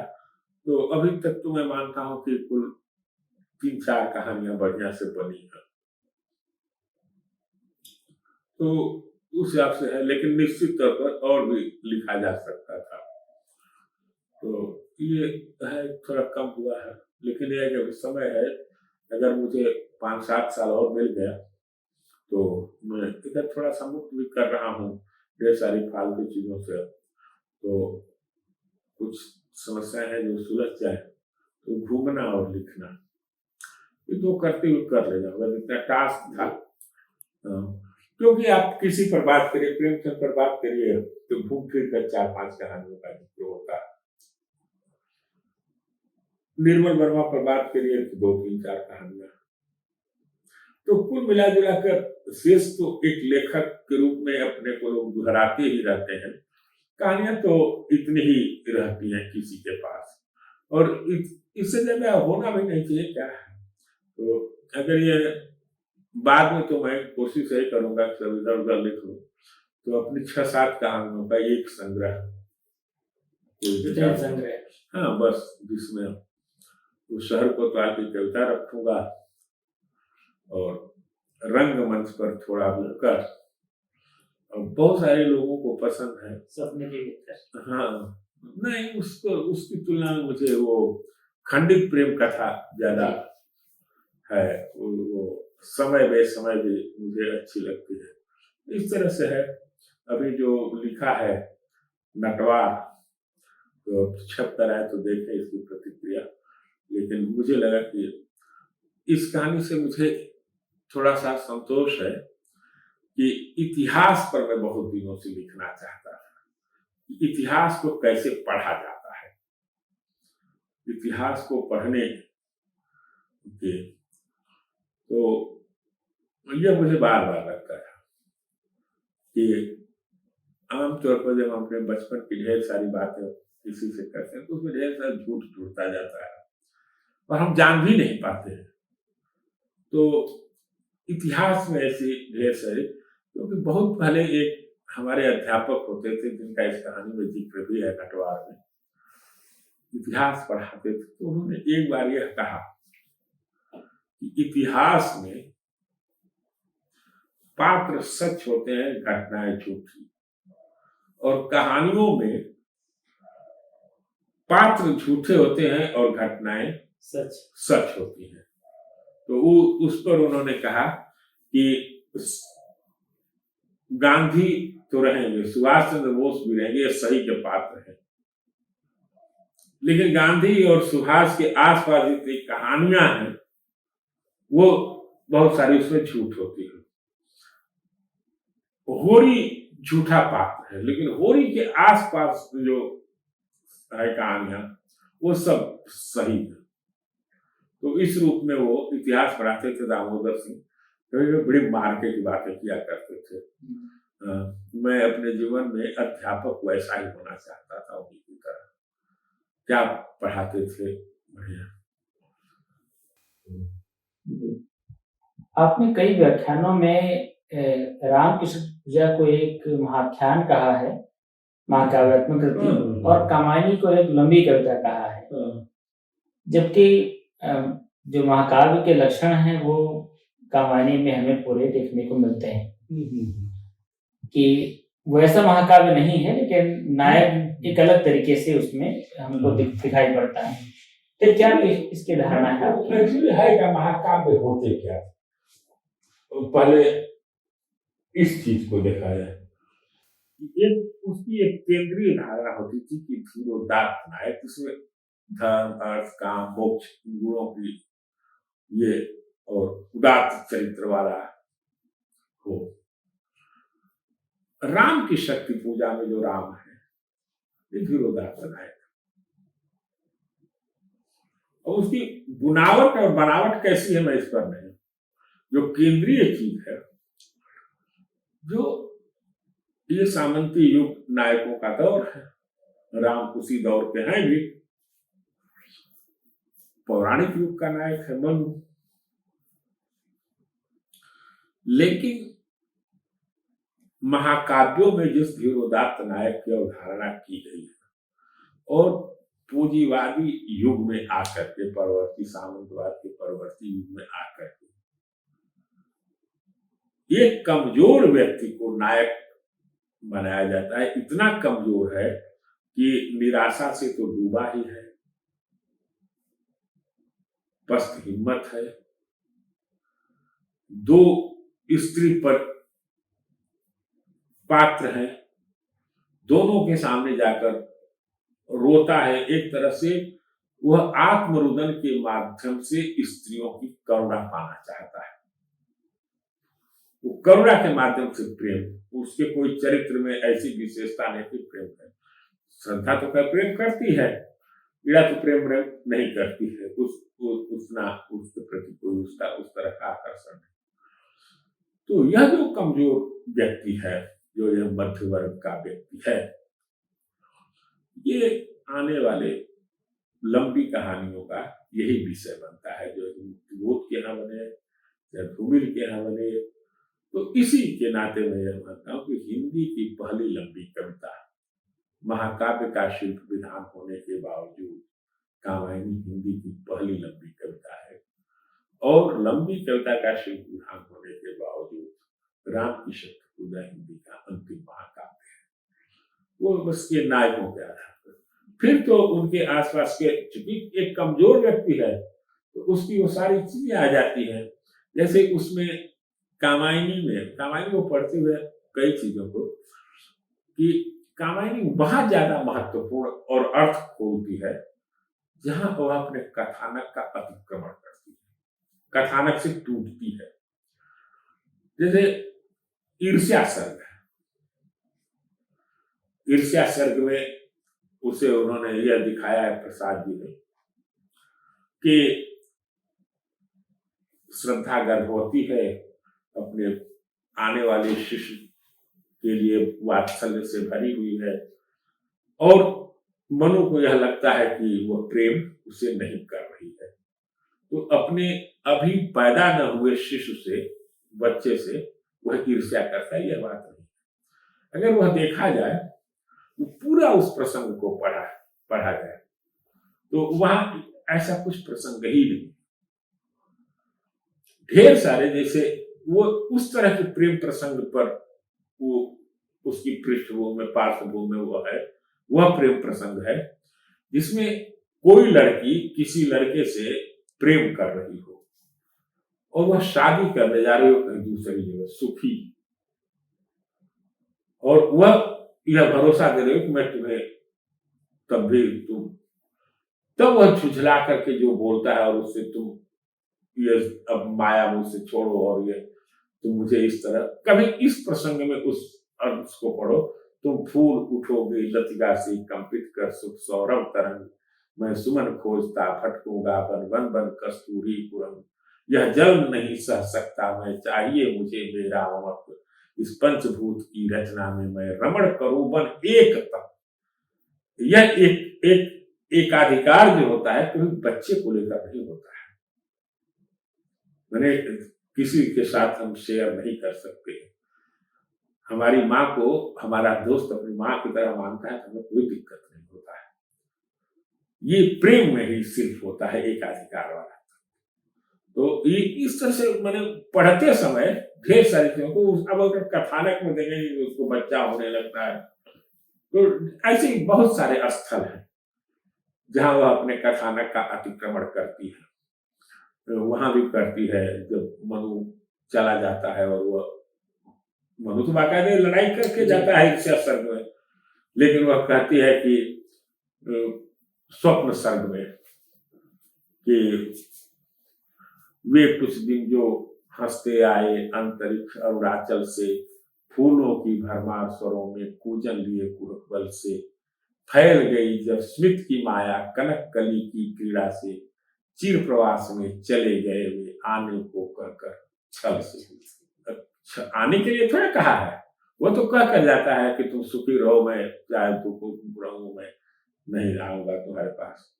तो इस तरह से कई कई जगहों पर अब उसके संदर्भ दूसरी जगह जो होते हैं जिनका अर्थ खोजते हुए हमेशा आपको जाना पड़ेगा, आंसू में इधर उधर आपको भागना पड़ेगा। तो कामायनी पर है, एक दिमाग में है लिखने के लिए, तो देखें जैसा अवसर मिलता है जी। तो प्रमथ्य गाथा का यही इसी रूप में वह जो मध्य वर्ग है जो मनु के यहाँ से करता है, ये इसी रूप में है। सामान्य ये आता है कि लोग पूंजीवाद की आलोचना करते हैं, इस स्पर्धा में जो उत्तम ठहरे रह जाओगे। हाँ, वो तो तमाम चीजें उनके दिमाग में आ रही है जो विदेशों में है, उसमें सर्वाइवल ऑफ सारी कुछ चीजें आ रही हैं। तो ये वो श्रद्धा अपने हिसाब से कर रही है। ये एक अजीबोगरीब सा है, ये उसमें एक ऐसी स्त्री को अपराधिनी बनाया है प्रसाद जी ने जिसका कहीं कोई अपराध नहीं, मैंने पीड़ा को। और एक उस युग की एक बड़ी विडंबना है कि स्त्री की स्वतंत्रता को न प्रेमचंद सह पाते हैं। अभी मैं कह दूं तो आग लग जाएगा बहुत सारे लोगों को। तो कुछ लोगों को तो स्थिति है कि जैसे वो पुरातन पंथीय मानते हैं कि सब कुछ हमारे वेदों में था, उसी तरह मानते हैं आधुनिकता के सारे सूत्र प्रेमचंद में। यानी मालती का जिस तरह से उपहास और उसकी मुक्ति के लिए, जैसे पता नहीं कौन सा है कि वो जब तक गोबर के लड़के की सेवा नहीं करा लेते जी, सेवा माने स्त्री सेवा जब तक नहीं करेगी, सेवा धर्म से नहीं परिपक्व होगी, तब तक वह स्त्री नहीं हो सकती है। और वही सेवा प्रसाद जी ईड़ा को दे देते हैं श्रद्धा के लड़के, और पैदा किए तुम अपना ले जाओ, करो जो करना हो, उसके पास क्या है भाई। मैंने एक लड़के के बहुत सीधे से कहा जाए कि न हिलती है न डुलती है, अपने नगर में है, टूटे हुए नगर में मेहनत करती है, ये रोते गाते वहां जाते हैं, काम करते हैं, इनको राजा बनाती है, ये उसी के साथ बलात्कार करते। और वो हीरा कर श्रद्धा कर रही है, वह हीरा कर गई, फिर भी सब वह हीरा, वो तो बहुत आराम से भाई, अगर वह छल ही करना होता उसे तो तुम यह कहने लायक ही कहाँ होती। और ये तो कोई दोषी भी नहीं है, तो उसको देखने के पहले ही छोड़ दिया है। ये अपने पुरुष मानसिकता की इसकी समस्या है। तो वो जीवोदात्त नायकों वाली कोई चीज नहीं है, करुणा है उसके भीतर, सबसे कड़ी होड़ लगा देता है। तो ये जो मध्य वर्ग की आदतें होती हैं कि अपने अलावा व्यक्तिवाद इतना प्रबल होता है, इतना प्रबल होता है कि वो किसी को अपना ही नहीं सकता है। तो चाहे श्रद्धा हो चाहे ईड़ा हो, सबके साथ उसका ये होना है। इन्हीं सब चीजों को लेकर के मैंने कहा था। बहुत अगर इसकी कोई देखे की व्याख्या करे कि कितने सर्ग होते हैं संतों का है, तो वो कोई ये मतलब हम देखते हैं कि जैसे जब भी किसी बदलाव की बात आती है तो मध्यवर्ग की बात बार बार आती है। इसका संदर्भ अगर हम देखें तो जो 1789 की क्रांति हुई थी उसमें मध्यवर्ग ने किस तरह की भूमिका निभाई थी, और 3 नारे उसमें दिए गए थे, स्वतंत्रता, समानता और भाईचारे की भावना।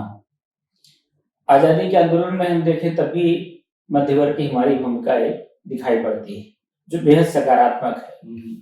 लेकिन आजादी के बाद से लेकर के जो मध्यवर्ग का बदलाव हुआ और आज जिस तरह से हम उसे उपभोक्ता वर्ग में तब्दील होते देखते हैं, तो इससे कैसे आप देखते हैं? ये जो मध्य वर्ग की एक अवधारणा है, एक तो यूरोप से आई है, जहां फ्रांसीसी क्रांति में उसने एक अग्रणी भूमिका निभाई थी। लेकिन अगर भारत की आजादी की लड़ाई को देखा जाए और अगर 1857 तो उसमें मध्य वर्ग की कोई ऐसी भूमिका नहीं है, बल्कि मध्य वर्ग के जो भाव संवेदना वाले रचनाकार थे, राजा राम मोहन राय वगैरह, ये बाद में भारतीय न्यूज के लेखकों में भी देख सकते हैं। तो ज्यादातर लोगों ने वो अंग्रेजों का उस समय समर्थन भी किया था, और उन्हें यह लगता था कि अंग्रेजों के आने के बाद जो एक जनतांत्रिक संस्थाओं का उदय हो रहा है, पढ़ाई लिखाई सारी चीजों के अवसर मिल रहे हैं, तो उसमें वो देखते हैं। ये भारतीय राष्ट्रीय कांग्रेस की शुरुआत के उनकी जो डिमांड वगैरह को देखो तो वो मध्य वर्ग का वही बुलबुल रवैया बहुत कुछ होता है। 20वीं शताब्दी में बदल जाता है, विशेषकर लगभग जिस समय गांधी जी आ जाते हैं, तो गांधी जी की ताकत जो थे किसान थे। गांधी जी को देखते देखते जो लोकप्रियता मिली, उसमें एक महात्मा वाली छवि होने के कारण भी शायद वह नहीं रहती तो इतनी वह सारी वैचारिक अस्पष्टता, प्रतिबद्धता, प्रखरता के बावजूद इस चौरी चौरा में जाने से पहले वहां लोगों का एक गांव में हल्ला हो जाना कि ये कुआं कई सालों से इसमें पानी नहीं था, गांधी जी जाने के बाद कुएं में पानी आ गया है, इस तरह तमाम चीजों के लिए इस देश खूब बना। तो वो रहा। स्वतंत्रता आंदोलन में मध्य वर्ग की भूमिका भी, तमाम जो एडवोकेट हैं वगैरह वगैरह, ये इनकी एक भूमिका रही। आजादी के पहले दशक तक वहां का मध्य वर्ग और बाद में जो आजादी के बाद का मध्य वर्ग है, दोनों बड़ा अंतर है। वो कहीं न कहीं गांव से निकले हुए लोग थे और पहली बार शिक्षा उच्छा प्राप्त किया, चीजों को देखना शुरू किया। वहां एक जीवन में वो मध्य वर्ग के भीतर तो आदर्श नहीं था, वो भारतीय जीवन मूल्य के रूप में आदर्श प्रतिष्ठित थे। प्रेमचंद की कहानी, अरे वो सुदर्शन की कहानी हार की जीत, आप देखेंगे कि वहां डकैत है खड्ग से, उसके जीवन में भी आदर्श है। तो एक आदर्शों का युग है, और यह कहना कि किसी के प्रभाव में यह था कि नहीं, ये भारतीय समाज की संरचना में था। जो भारतीय संस्कृति मूलतः क्या है?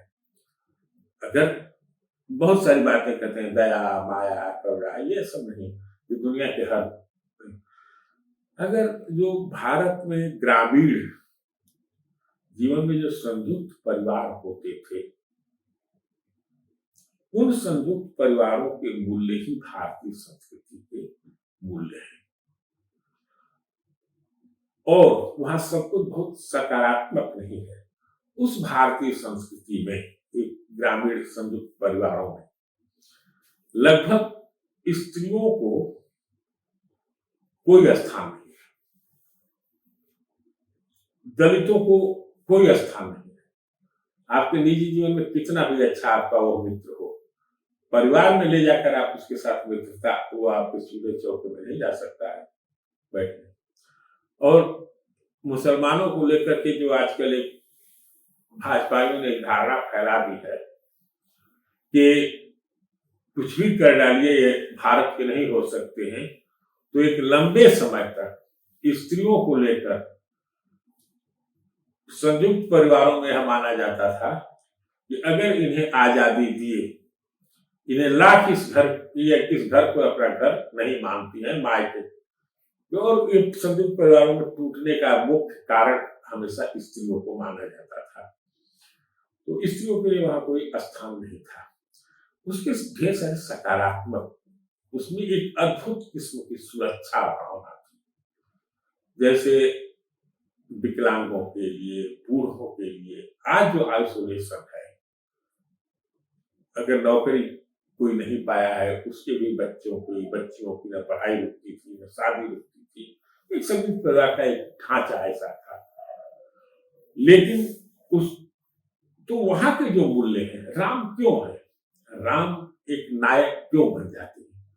क्योंकि राम इसी भारतीय संस्कृति को रिप्रेजेंट करते हैं।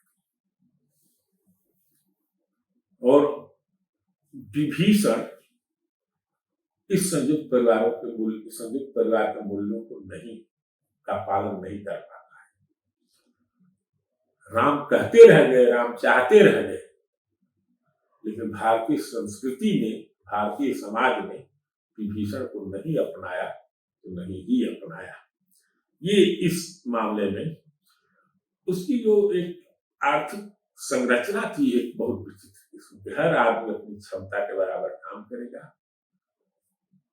और उसकी आवश्यकता के अनुसार उस पर खर्च किया जाएगा। मैंने यह मार्क्स ने साम्यवाद में यह अवधारणा दी है। साम्यवादी समाजवाद के बाद की अवस्था जो साम्यवादी, उसमें मनुष्य अपनी क्षमता के अनुसार कार्य करेगा और उसकी आवश्यकता के अनुसार राज्य उसे देगा। तो यही चीज है संयुक्त परिवारों में कि कोई विकलांग सबसे कम काम कर रहा है, लेकिन उसके इलाज का सबसे ज्यादा पैसा उस पर खर्च हो रहा है, तो संयुक्त परिवार देता था। तो ये यहां से जो निकली हुई है मध्यवर्ग की जो पहली पीढ़ी थी, तो वो बहुत आदर्शों से, जो दोहरा जीवन जो आजादी के बाद मध्य वर्ग का आया है, बड़ी बड़ी आदर्श की बातें करना, अपने लड़के को कॉन्वेंट में पढ़ाना, मैंने एक तरह से उसकी जमीन तैयार होने लगी। आप यह नहीं देखेंगे कि मूल्यों की बातें हैं, लेकिन मूल्यों के लिए त्याग की बातें नहीं। किसी को, बहुत कम लोग गिने चुने, मैंने आमतौर पर समाज में ऐसा दिखाई नहीं देता है। तो यह मध्य वर्ग इस आजादी के बाद इसकी गति को समझ लिया था। धूमिल समझ लिए थे यह कुछ नहीं करेगा।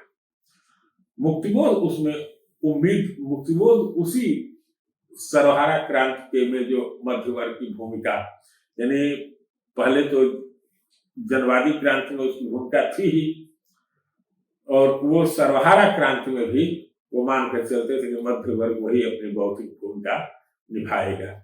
अब इतिहास में आज दिखाई देता है कि अब तो इसके भीतर से सबसे लंबा आंदोलन किसानों का हुआ। मुझे तो बहुत पहले से ऐसा लगता था कि किसान ही भारतीय क्रांति के केंद्रीय तत्व होंगे। अभी भी जितने भी पुरानी संस्थाएं जितनी थी, पंचायतों में लोगों के मूल्य पुराने होते थे, जैसे वो जाति को मानते थे, इंटरकास्ट शादी को मान्यता नहीं दे सकते थे, ये उनकी एक समझ की सीमा थी। लेकिन पंचायतों का कोई फैसला पैसे के आधार पर या भ्रष्टाचार के आधार पर हो जाए उस समय यह संभव नहीं था, जब तक पंचायतें थीं। लेकिन तमाम आधुनिक मूल्यों से लैस आजकल कचहरियों के कोई फैसले बिना पैसों के नहीं होते हैं, तो पैसों के आधार पर ये इस मध्य वर्ग की उपज है। और यह उस पुराने कृषि आधारित समाज की पंचायतें थी जहाँ बावजूद इसके पिछड़ापन के जीवन में एक ईमानदारी थी, मूल्य थे, नैतिकताएं थी, इसके बाद और यह है इसका कोई मूल्य ही नहीं। ये मध्य वर्ग का जो कोई मूल्य नहीं रह गया। तो ये शुरुआत में तो बहुत थोड़े स्तर पर था, कालांतर में 90 के बाद तो जैसे ये इसको पंख लग गए, इसके अवसरवादी चरित्र को पंख लग गए, वो कुछ नहीं कहा जा सकता है। यही सारी बुराइयां इन्हीं से संक्रमित हुई राजनीतिक पार्टियों में, इसी मध्य वर्ग, पढ़े लिखे मध्य वर्ग से ये सारी बुराइयां संक्रमित। यानी किसी भी शहर के विश्वविद्यालयों को देख लीजिए, जब गांव के हरिजन कांग्रेस को वोट दिया करते थे, हमने देखा, जबकि कांग्रेस के उस समय नेता कोई हरिजन नहीं थे, सुरक्षित सीटों को छोड़ दिया जाए तो एक श्रद्धा भाव से देते थे। उस समय विश्वविद्यालय, काशी हिंदू विश्वविद्यालय या जो बड़ी बड़ी संस्थाएं, यहाँ पढ़े लिखे लोग जातिवाद की राजनीति करते थे अध्यापकों के बीच में। मैंने तो उसका कहानी ये लिखी थी नालंदा पर भी, पूरा कैसे यह जातिवाद खड़ा हुआ है इन लोगों में। मुझे कभी बहुत इसमें उम्मीद नहीं दिखाई, इस मामले में मैं भी धूमिल के ही ज्यादा अपने करीब पाता हूँ कि मध्य वर्ग में कोई नहीं। खुद अध्यापक संघ में रहते हुए, बहुत सारी लड़ाइयां लड़ते हुए मैंने इस चीज को और महसूस किया कि दुनिया में आप किसी से उम्मीद कर सकते हैं, इस पढ़े लिखे मध्य वर्ग के लोगों से। यह बहुत अवसरवादी ही इसका मूल चरित्र अवसरवादी है। डेमोक्रेटिक तो ये सोच में है ही नहीं, चाहे क्लास में लड़कों के साथ व्यवहार हो, लड़कियों के प्रति इनका दृष्टिकोण, यहाँ तक कि अच्छे अच्छे, मैं क्या कहना चाहूँ, वो बिल्कुल वही उपभोग की तरह देखने के लिए, लिखने उखने के लिए, भले लिखने से क्रांति नहीं हो पाएगी जीवन में उतरने पर। तो अब यह मध्य वर्ग अगर 70 तक तो दिखाई देता है, 75 तक, 75 के बाद यह बहुत तेजी से उपभोक्ता वर्ग में तब्दील हो जाता है। और 90 के बाद तो जगह जगह आईटी खुलने लगते हैं, कॉन्वेंट खुलने लगते हैं, ढेर सारी ये अवसर मिलते हैं और यह बहुत जल्दी तिरोहित हो जाता है। अब तो अगर कोई कहे कि मध्य वर्ग आजादी किसी लड़ाई का नेतृत्व करेगा तो संभव है। गिने चुने लोग हो सकते हैं, मेधा पाटेकर है, ये है, वो है, किसान किस लिए अपनी लड़ाई लड़ ले गए इतने दिनों तक कि उसमें मध्य वर्ग नेतृत्व नहीं कर रहा था जी। काय बहुत होता है, वो जो दिल्ली बॉर्डर पर जो कीने गाड़ी गई थी उसे देखकर सबसे पहले चला जाता है। मैंने बहुत सारे पत्रकारों का, प्रसन्न वाजपेयी का उस समय उल्लेख पढ़ा था, तो ज्यादा 15 दिन बीत गए थे, जितने दिन बैठेंगे। लेकिन मुझे उसी समय यह लगा था कि यह लंबा, किसान अगर लड़ने पर आ गया तो मतलब सरकार के पास थकाने का कोई औजार नहीं, क्योंकि उन्होंने पूरी लड़ाई को उत्सव बना दिया था।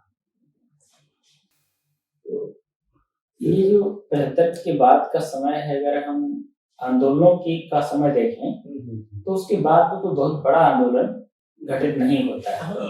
तो मध्य वर्ग का जुड़ाव तो मतलब उसकी उत्पत्ति भी आंदोलन से हुई, भूमिकाएं भी उसने सब आंदोलनों में ही निभाई हैं। और जब समाज में आंदोलन नहीं है तो क्या इसकी वजह से तो उसके चरित्र में बदलाव नहीं हुआ है या कुछ और भी कारण? अगर परिस्थितियां विकट हो रही हैं और आंदोलन नहीं हो रहे हैं, अगर आंदोलन नहीं हो रहे हैं तो इसके लिए कौन जिम्मेदार? हम यही चाहते हैं कि भगत सिंह पड़ोसी घर में पैदा हो, हमारे घर पर एक उसको कानून वो चाहिए, लेखपाल चाहिए, पटवारी चाहिए। हम अपने लड़कों को सुरक्षित रख करके, देखो ढेर सारी चीजों के लिए कुछ ऐतिहासिक गलतियां कांग्रेस की है। आज कांग्रेस को देख करके लगभग लगता है कि ये क्या इस गति को प्राप्त हो चुकी।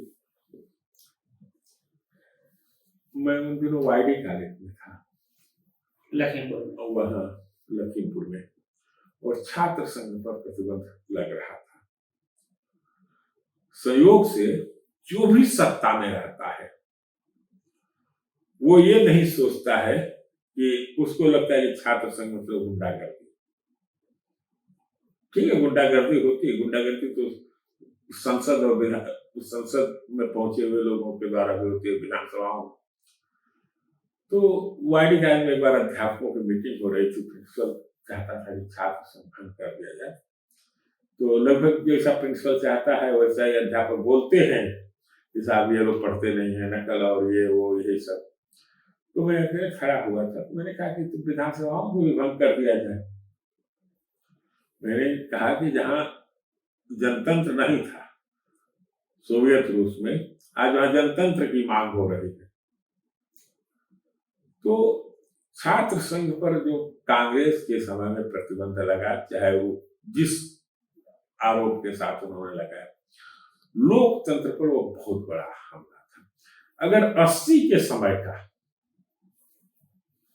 छात्र संघ होता सिर्फ ये सारे विश्वविद्यालयों में, डिग्री कॉलेजों में, तो आज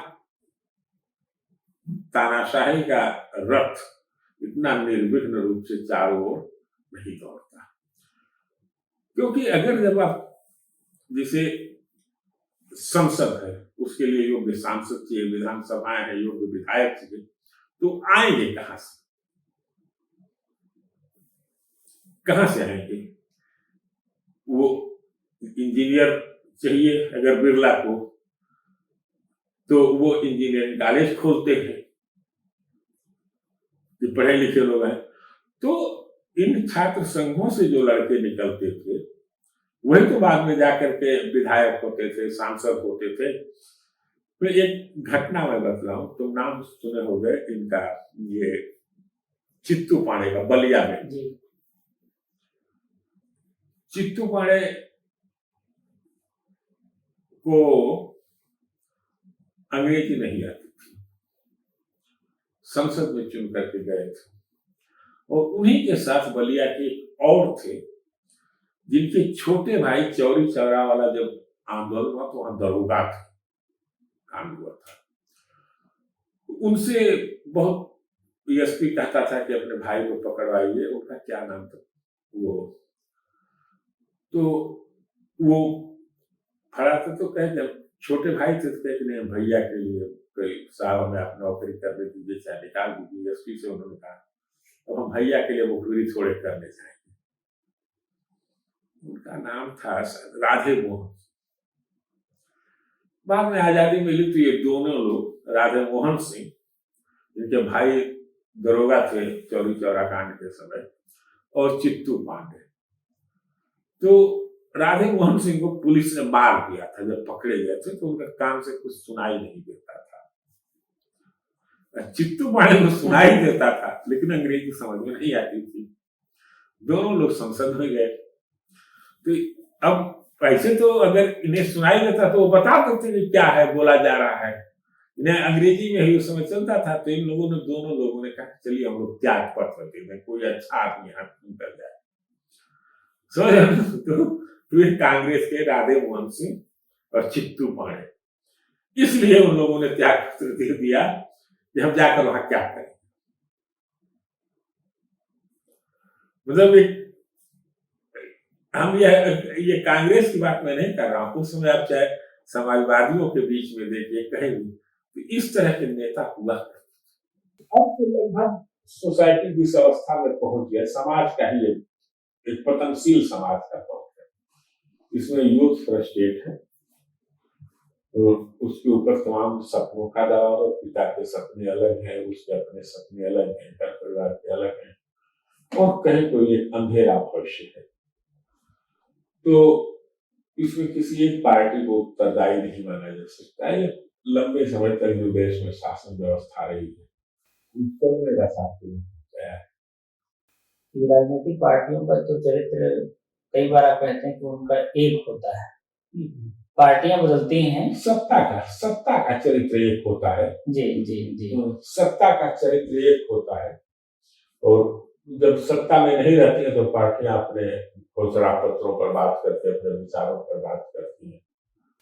तो भाव से विचार, विचार से विचारधारा, संगठन से शक्ति, जी और फिर शक्ति से अपना खत्म भाव। जी समाज में राम को लेकर के बहुत सारी बातें होती हैं। आपने राम पर एक व्याख्यान दिया था और राम की व्याख्या अलग अलग समाज के संदर्भ में और कम रामायण और बहुत सारी कृतियों का आपने उल्लेख किया था। राम की लोक में जो उपस्थिति है उसके पीछे क्या कारण आपको लगते हैं?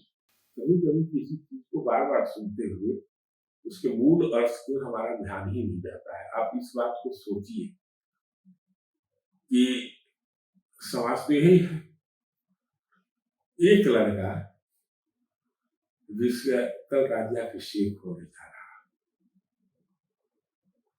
यानी हम अभी नौकरी ज्वाइन करने जा रहे हैं, तो कुछ लोगों को अच्छा लग रहा है, कुछ लोगों को बुरा लग रहा होगा,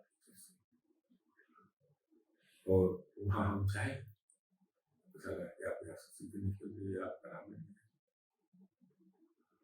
तो बहुत गहरी व्यक्ति है उसकी, और आमतौर पर एक शब्द हम बोल देते हैं कि वनवास, कि पिता के आशीर्वाद की तरह वनवास। लेकिन कितना हंसी का पात्र हुआ होगा वो जब अयोध्या से निकले होंगे, तो भाई वो षड्यंत्र करके उनका राज्याभिषेक छीना गया था, सच्चाई तो यही है। तो षड्यंत्रकारियों को जो प्रसन्नता हुई होगी कि बहुत आए थे राजा बनने, कल कपड़ा सिला लाए थे, देखिए नाई के कितना बढ़िया बाल कटवाए थे, शकल देखिए, तो ये बहुत गहरी त्रासदी से वो निकली है वो कहानी। मुझे तो कई बार ऐसा लगता है कि यह जब इससे अपमानजनक त्रासदी बहुत कम कहानियों में मिलती है। और फिर वो जंगल जाते हैं और फिर जंगल में भी उन्हें वो पत्नी को लेकर जाते हैं, उसका भी अपहरण हो जाता है। सब लोग बंदरों की फौज बनाते हैं, अयोध्या से कोई नहीं मदद करने के लिए जाता है। और तो महाभारत की तुलना में पांडवों का जो था उसकी तुलना में राम की त्रासदी काफी, और इसमें एक पल भी वह आदमी मर्यादा नहीं छोड़ता है। मैंने जिस बात को कहा था कि संयुक्त परिवारों के भीतर के मूल्य, कभी पता नहीं ऐसी अपमानजनक स्थितियों का सामना या इसकी कल्पना कर पाना कि अभी आप जा रहे हो और वहां से लौटते हैं तो पैर उठता नहीं, उठेगा नहीं, कितनी जल्दी हम यहाँ से दूर चले जाए लोगों के दिखाई से, न लोगों की हंसी, लोगों के, उसका तो वर्णन तुलसी किसी ने नहीं किया है। लेकिन जैसे अगर मुझे लिखना हो तो सिर्फ वही हिस्सा कि जब आप अपनी उपलब्धियों के सर्वाधिक करीब हो तभी आप से सारी चीजें छिन जाए, तो वो राम की त्रासदी काफी गहरी है। कोई चीजें तुलसी की वजह से राम कथा को लोग व्याप्ति नहीं मिली। तुलसीदास तो खुद कथावाचक थे ना, वो तो लोक में पहले से फैले हुए थे। तुलसीदास ने एक बड़े साहित्य की रचना की, दुनिया में रामचरितमानस से बड़ा कविता का कोई ये नहीं। लेकिन एक ट्रेजेडी है कि साहित्य की इतनी बड़ी पुस्तक को धर्म ग्रंथ का दर्जा दे दिया गया, लोग उसके विरोध में हो गए, ये हो गए, वो हो गए। स्थिति यह है कि दलितों की भावभूमि पर खड़े होकर कुछ लोग राम कथा का भी, राम काव्य का विरोध करते हैं। एक दलित स्त्री जब घर में एक बड़े परिवार में से जब अपने को अलग करती है तो उसके साथ 2-3 बच्चे होते हैं, बेटियां होती हैं, तो वो किसका उदाहरण देती है? अपने बच्चों को कि राम भरत की तरह है, राम लक्ष्मण की तरह है, और किसका उदाहरण देगी? लोक में तो यही फैले हैं ना। तो ये इसकी व्याप्ति का आधार यह है कि जो उसका विरोध करते हैं उनके लिए परिवार जब बसाने जाते हैं तो उसी परिवार के मूल्य काम आते हैं जिसे राम ने निभाया है। जो होरी भी जिसे मर्जाद कहता है वो कोई अलग चीज नहीं है। वही संयुक्त परिवार की मर्यादा है कि जिस भाई ने उसकी गाय को जहर खिलाया है, उसी भाई को पुलिस न पकड़ ले जाए तो मर्यादा का क्या होगा संयुक्त परिवार का, भारतीय संस्कृति का। तो यह वही प्रश्न उठता है। यह मैंने कहा ना कि बहुत मजबूती से यह थामे रहती है, और इसीलिए इसकी व्याप्ति जो भारतीय संस्कृति कहता हूं, तो इसलिए नहीं कि वो सिर्फ किसानों के काम करने वाले नौकरों, चाहे जो भी परिवार का ढांचा रहा हो, वो उसमें यह इसके अलावा कोई मूल्य ही नहीं बचता है। क्योंकि संयुक्त परिवार सभी लोग बनाते हैं। संयुक्त परिवारों में व्यक्तिवाद की कोई गुंजाइश नहीं, व्यक्तिगत रुचियों की कोई गुंजाइश नहीं। पहले तो हम लोग होता था कि एक घर के लड़के जा रहे थे, कई तरह का कपड़ा बड़े थान का खरीद लाया गया, उनके घर के लड़के जा रहे हैं, मैंने आपकी पसंद भी अलग ना दिखे, पसंद थोपी जाती थी। स्त्रियों को इसलिए घर में शादी किया जाता था कि वो सेक्स के लिए नहीं, खानदान चलने के लिए। अगर बच्चा नहीं पैदा हो रहा तो वे स्त्रियां खुद अपने पति की दूसरी शादी करा देती, परिवार तो चलना ही चाहिए। तो और अगर वह नहीं है तो सब बेकार, तो उसमें सुंदर और सुंदर होने का नहीं, बच्चा पैदा करने वाली होनी चाहिए भाई। तो ये सारी कुछ है। मैंने कहा कि उसकी अच्छाइयां भी हैं, बुराइयां भी हैं, ढेर सारी कुछ चीजें। तो ये राम कथा में ही वह तत्व था कि भारतीय समाज को अपने तरीके से लीड कर सकता है। तुलसीदास खुद अपने जीवन में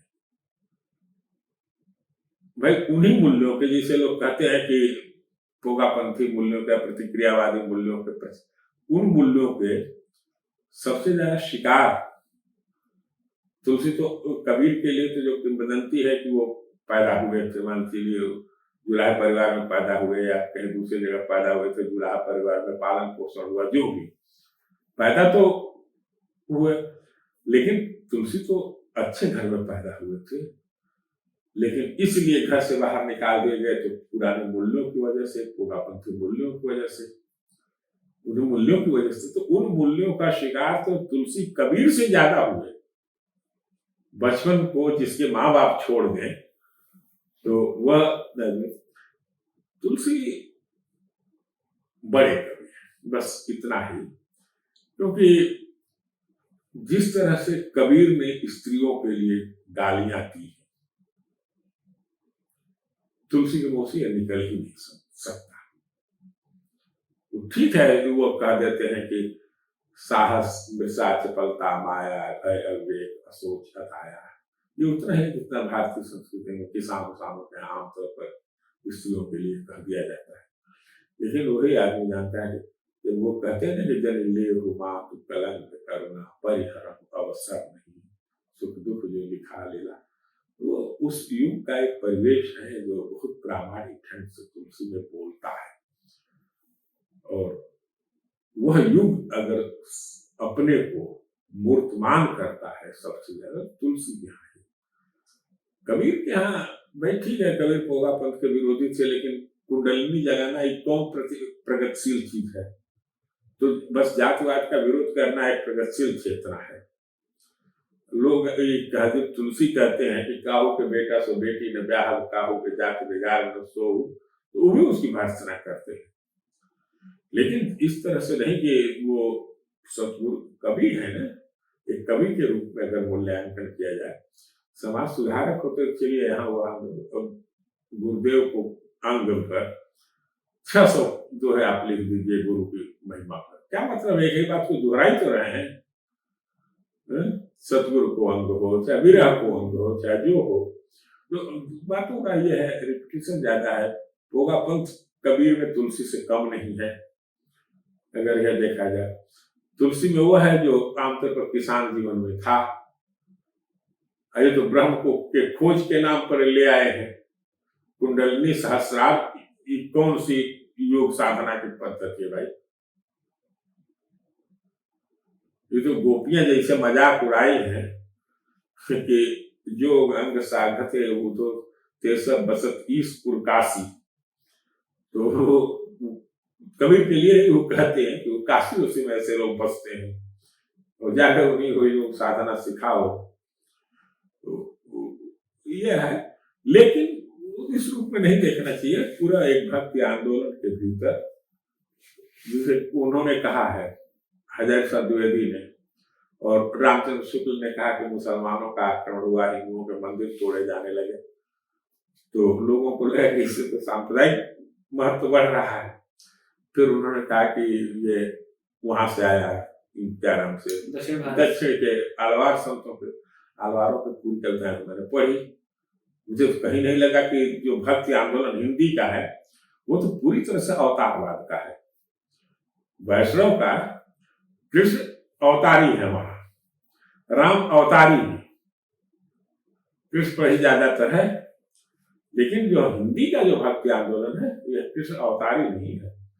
कार्य के भाग बड़े सजनी है, हाथ सुरे हुए माखन रोटी, तो जितना उनके विश्लेषण से। अच्छा, दूसरी एक चीज और है भाई, विदेश से आते रहे होंगे मुगलों को छोड़, जो आक्रमणकारी आक्रांत आते रहे होंगे, तो क्या अब बहुत सीधे ढंग से कि क्या यहाँ के लोगों को बुरा नहीं लगता रहा होगा कि आ रहे हैं, यहाँ मार रहे हैं, तोड़ रहे हैं, ये कर रहे हैं, वो कर रहे हैं, और ये उनके अपने निकम्मे राजा। ऐसा थोड़ा है कि मतलब नहीं रहा होगा, सारी कुछ चीजें मिलकर के। लेकिन यह है कि जो प्रतिरोध का की जमीन थी वो लोक था, इसीलिए यहाँ का भक्ति आंदोलन आलवार संतों से भी दूर है। ऐसा नहीं है, आलवारों के यहाँ जितने भी कृष्ण के आप वंदनाएं देख लीजिए, सब अवतारी कृष्ण हैं। वो कहीं ये लिए घूम रहे हैं, कहीं वो करके घूम रहे हैं। वो वृंदावन के ब्रज की गलियों में, वृंदावन की कछारों में, जमुना के तीरे कदम की डालों पर अटकेलियां करते हुए कृष्ण नहीं है, इससे बहुत भिन्न है उनका चरित्र। तो यहाँ का भक्ति आंदोलन इसकी जमीन ज्यादा लोक परक है जी। महिलाओं के मामले में अगर देखा जाए तो जैसे आमतौर से संयुक्त परिवारों में जो बहुएं होती हैं वो निर्णय नहीं लेती हैं, निर्णय कोई और लेता है, उनको बस वो सिर्फ मानती हैं। जबकि राम को देखें और सीता को देखें अगर, तो सीता का वन जाने का निर्णय सीता का है, और फिर इसके लिए वो बाकी लोगों से बात करती हैं। वो कहती है कि वो क्या पद है कि दिय बिन तेल नदी बिन बारी, तैसे ही नाथ पुरुष बिन नारी। वो तो एक पति भक्ति ही है, कोई बहुत आत्मनिर्णय का वह नहीं माना जाएगा कि कोई आत्मनिर्णय का अधिकार है। पति के करीब ही जाने का है, तो उसमें उसको बहुत आत्मनिर्णय के हिसाब से नहीं देखना चाहिए कि स्त्रियां निर्णय लेती रही वहां। इस रूप में नहीं है, थोड़ा जबरदस्ती है। अच्छा, जी जी। वो तो है जो स्त्रियों की दशा है वो है। शिकार भी होती है, सीता तो भोगती भी है ना बहुत। जब सीता का और सब तो ठीक है, जब देखिए राम का वह चरित्र एक अलग है, जो रामत्व तो उन्होंने अर्जित किया जंगल में, जब घर से निकाले गए, राजसत्ता के द्वारा तिरस्कृत किए थे, जंगल में भटके, वहां उन्होंने रामत्व को अर्जित किया था। जब वो लौट कर आते हैं तो वह जो रामत्व उन्होंने जंगल में अर्जित किया था उसी को धीरे धीरे छोड़ते हैं, उसी से च्युत होते जाते हैं। वो उत्तर रामचरित्र है, जैसे आधुनिकता के सारे मूल्य उत्तर आधुनिकता में खत्म हो जाते हैं, उसी तरह जो जंगल में रामत्व उन्होंने अर्जित किया था, रामत्व अर्जित का राम अयोध्या में थोड़े रामत्व को, वो तो जब उससे केवट से मिलते हैं, सबरी के जूठे बेर खाते हैं, वहां कालचारण जाते हैं, तो धीरे धीरे धीरे धीरे वो रामत्व को अर्जित करते जाते हैं। एक एक ऋषियों के मुनियों के दरबार में जाते हैं, सबसे सीखते हैं, सब होता है। तो धीरे धीरे एक लंबे समय में वनवासियों के बीच रह करके और फिर रावण से युद्ध करते हुए एक रामत्व को अर्जित करते हैं। जब वो लौट कर आते हैं, इसीलिए तुलसी ने उस प्रसंग को छुआ ही नहीं है। जी, मर्यादा का बिल्कुल, जिस राम को वो जानते थे तो उसके बारे में लिखा उन्होंने। उस राम को वो जानते ही नहीं थे जो पत्नी का त्याग कर दे, या जो पत्नी के उन्होंने सीता रेखा का उल्लंघन भी का भी जिक्र नहीं किया है। जी तो उन्होंने इस तरह नहीं, तुलसी बिल्कुल भिन्न जी। वो है। लेकिन एक साक्षात्कार में अवधेश प्रधान जी ने कहा है कि जैसे सीता एक निर्णय, उनका मानना ये है कि एक निर्णय सीता यहाँ पर लेती है, दूसरा निर्णय वहां पर लेती जब रावण की लंका में सीता है और हनुमान वहां पर जाते हैं और कहते हैं कि मैं आपको वहां पर पहुंचा सकता हूँ राम के पास, यहाँ पर किसी को नहीं खबर होगी। तो कहते हैं कि राम की महिमा के लिए, राम की यश के लिए ये काम ठीक नहीं होगा। मैं चाहती हूँ कि राम यहाँ पर आए और राम रावण को परास्त करें। तो ये उनका मानना है कि ये सीता का एक स्वाभिमान है, सीता का अपने निर्णय पर ये भी है कि खड़े होना। यह एकदम ये सही बात है, इस बात से मैं ये कोई, लेकिन इससे यह कहा जाए कि वह स्त्रियों में निर्णय लेने की क्षमता का विकास है, आत्मनिर्णय की कार्य है, ये इसका इतना निकालना मुझे नहीं लग रहा है। इसमें कोई ऐसी चीज नहीं, इससे बहुत ज्यादा तो सावित्री में है भाई। अधिकार में कहा है कि पुरुष का एक मत है और स्त्री का दूसरा मत है। पुरुष के मत को पीछे करके जब वो अपने मत को, वहां ना उसके निर्णय लेने की क्षमता पता चलती है। निर्णय लेने की क्षमता क्या मतलब है? अब वो बच्चे को दूध पिला रही है तो कहे कि यह निर्णय लेती है कि बच्चे को मैं पालन करूं, इस तरह की बातें अनावश्यक है कि यह करती है। भाई निर्णय लेने की जो क्षमता, इससे अगर कोई है कि स्त्रियों में निर्णय लेने की क्षमता, वो बात नहीं। वो संयुक्त परिवार में है ही नहीं जिसके तुलसी उपासक हैं, जिस भारतीय संस्कृति में। तो अवधेश प्रधान कहने से कोई कह देने से बात नहीं, तो होता है कि एक चीज हमारे दिमाग में तो उसके लिए खोज ले, ये उसका नहीं मतलब है। जैसे राम कोई बात कह रहे हैं, सीता अलग बात कह रहे हैं, तो हमारी बात लागू होगी, आपकी बात नहीं। तो उससे अच्छा तो कर दे कि लक्ष्मण की बातें नहीं मानी, कहीं कि आप जाइए। राम समझा कर लग गए थे कि सजग होकर रहिएगा, तो रावण की दरबार से पहले यहाँ ही निर्णय ले चुकी होती हैं, लक्ष्मण को भेज देती हैं और अपने निकल कर चल देती। ये सब अनर्थ है, ये सस्ते ढंग से उदाहरणों से अपनी बातें, जो बातें हैं, देखिए ये सब आधुनिकता न हो, तुलसी का महत्व घट जाएगा जी। और सीता बस यह है कि तमाम विपत्तियां सहते हुए राम और सीता अपने एक निष्ठ वैवाहिक संबंधों के लिए सीता का परित्याग भी करते हैं, तो दूसरी शादी नहीं करते हैं। वो इस वजह से इस कहानी का महत्व है। और सीता जंगल में भी रहती हैं, लेकिन वो राम को नहीं छोड़ती है, ये पल भी नहीं भी। तो ये है, इसमें ये चीजें हैं।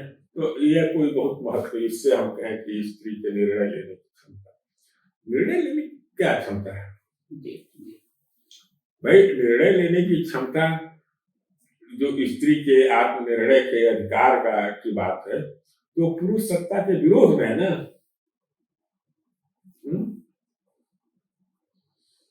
कि उस समर्पण के लिए थोड़ा रहता है। आज इस दौर में हम देखते हैं कुछ खास तरह के शब्द का प्रचार इस समय खूब है। तो अलग अलग समय पर देखते हैं कि कुछ शब्द बहुत प्रचलन में आते हैं, बातचीत में भी, और वो कई बार बड़े हिंसात्मक भी होते हैं। तो शब्दों का जो ये व्यवहार है, एक कथाकार को कभी इससे डर लगता है कि क्या शब्दों की महिमा महत्व था और क्या बदला जा रहा है उसको? मुझे जो और सारी कृतियों पे अब कभी कभी ऐसा लगता है कि बावजूद इसके कि किसी ने अपना लिखा है कि नहीं होती कहीं भी, मुझे अब लगता है कि धीरे धीरे जो काव्यात्मक मूल्य हैं वो धीरे धीरे व्यक्तिवादी और व्यक्तिगत सफलता के इस दौर में क्षरित होते जा रहे हैं और जीवन से साहित्य छूटता जा रहा है। अब सामान्यतः साहित्य पढ़ते हुए लोगों को, क्योंकि फेसबुक है, तमाम चीजें हैं, दूसरे मनोरंजन के साथ हम ज्यादा प्रभावित हैं, जो उत्पाद बन चुके हैं, तो उसमें कब तक चलेगा, कब तक नहीं चलेगा, और हिंसक हो गया है इस मामले में समाज। तो ये हमारे हर जगह चारों दिखाई दे रही है रिश्ता। एक बार बहुत पहले की एक बात तो बताएं कि लखीमपुर की ही बात है, ढेर सारी प्रसंगों में मेरे लखीमपुर आ जाता है। तो एक पलिया से एक सरदार जी आए थे, उन्हें किसी ने बताया था कि हमारे एक मित्र को ही लेकर आए थे कि डॉक्टर साहब हैं, वो बहुत अच्छे हैं। तो 3 में उनका लड़का पढ़ता था, तो वे हमसे यह पूछने के लिए आए थे सुबह सुबह कि लड़के को कहाँ पढ़ाएं, मसूरी में या नैनीताल में, कहाँ कौन स्कूल अच्छा है। तो मैंने इसे चाय बनवाया, पत्नी से कहा बनाइए, बैठे हम लोग। मैं 2-3 बार वो कहे तो मैंने उस बात को अवॉइड किया, हम लोग दूसरी बात करते थे। तो उन्होंने फिर हमें रोक करके कहा कि डॉक्टर साहब मैं इसी काम से आया हूँ पलिया। तो मुझे भीतर से बहुत गुस्सा लग रहा था। तुम लोग जानते हो हमारा तो एक ही लड़का था ना, मैं सरकारी अस्पताल में ले गया पैदा होने के लिए, ना किसी सरकारी स्कूल, मैंने सरकारी स्कूल में पढ़ा, सरकारी अस्पताल में पैदा, प्राइवेट अस्पतालों स्कूलों से मैं दूर रहा हमेशा। तो मैंने कहा कि सरदार जी 3 में तुम्हारा लड़का पढ़ रहा है, तुम अपने पास न रखकर उसे तुम हॉस्टल में ले जा रहे हो, और जब पढ़ कर नौकरी पाएगा ना तो तुम्हें सीधे वो उसमें आश्रम, वृद्धाश्रम में रख देगा। तब तुम रोगे कि हमारा लड़का जो है, तो लोग अपना दुख रोते हैं, ये नहीं सोचते कि व्यवहार कैसा किए हैं कि आने वाली पीढ़ी को आप पूरे समाज से काट कर नाना कह जाने दिए, न मामा कह जाने दिए, पढ़ो, नौकरी करो, ये करो, वो करो। तो जब सबसे आप कट ही गए, आपको काट ही दिया गया था, तो फिर वो रिश्ते कहाँ से आपके भीतर रहेंगे। वो एक अलग समाज था, उत्तम खेती, मध्यम दान, विसिद्ध चाकरी, भीख निदान। नौकरी वोकरी तो भीख मांगने से बचने का एक उपाय थे। तो अब वह नहीं है। अब इसीलिए अब चूंकि जमाना है तो इसी रास्ते जा रहा है, तो हम यह कल्पना करें कि पुराना बहुत अच्छा था। ढेर सारी कमियों के बावजूद पुराने समय में एक सुकून था। अब ढेर सारी भौतिक चीजों के उपलब्धियों के बाद मनुष्य से सुकून छिनता जा रहा है, और उसी सुकून के बीच में साहित्य होता था। तो लग रहा है कि धीरे धीरे कम होता जाएगा। कभी कभी आप कविताएं लिखते हैं, लयात्मक कविताएं, तो लयात्मक कविताएं कभी कभी आप गुनगुनाते भी हैं, तो ये कथा से ऊब होती है या अलग अलग माना स्थिति ही होती है जी। कविता तो एक स्वाभाविक हुआ है कि कंठ की अभिव्यक्ति है अपने आप। तो ये, और मैं अभी भी यह मानता हूं कि कविता में अगर लय नहीं है, छंद नहीं है, तो अर्थ के बल पर और विचार और चमत्कार के बल पर बहुत दिनों तक कविता नहीं चलेगी। क्योंकि अभी इतनी देर से बात हो रही है, चाहे हम तुलसी की बात कर रहे हैं, तो हम कैसे उदाहरण दे रहे हैं उनकी कविताओं के माध्यम से। ऐसा तो है नहीं कि हम कोई बैठे थे क्या, ये तो कविताएं वही रहती हैं जो कंठ से उतर जाती हैं। और कविता भाई हर चीज किसी ने उसका शिल्प थोड़े फूटा, और वो उसका अपने स्वाभाविक रूप से उसका एक शिल्प था कविता का, छंद में थी, और उसका एक उसकी लय होता था, तुक होता था, इससे वो कंठ में बस जाती थी लोगों को। अभी भी मैं कहानियां लिख रहा हूं, गद्य में लेखन करता हूं, लेकिन अपनी कहानी का एक पैरा भी नहीं सुना सकता हूं। लेकिन हम दूसरे की कविताओं का सर्ग का सर्ग सुना सकते हैं। तो किस लिए? उसकी एक बनावट थी ना। अब हम ये सोचें कि दूसरे की कविता, तो ठीक है कविता को लेकर पढ़ता, लेकिन कविता को पढ़ने के लिए पन्ने पर लिखी हुई कविता उतनी ही देर होनी चाहिए जितनी कि बीच बीच में कोई लाइन छूट न जाए। ये तो कविता पढ़ाते समय तो पढ़ते या पढ़ाते समय तो उसकी कोई जरूरत नहीं।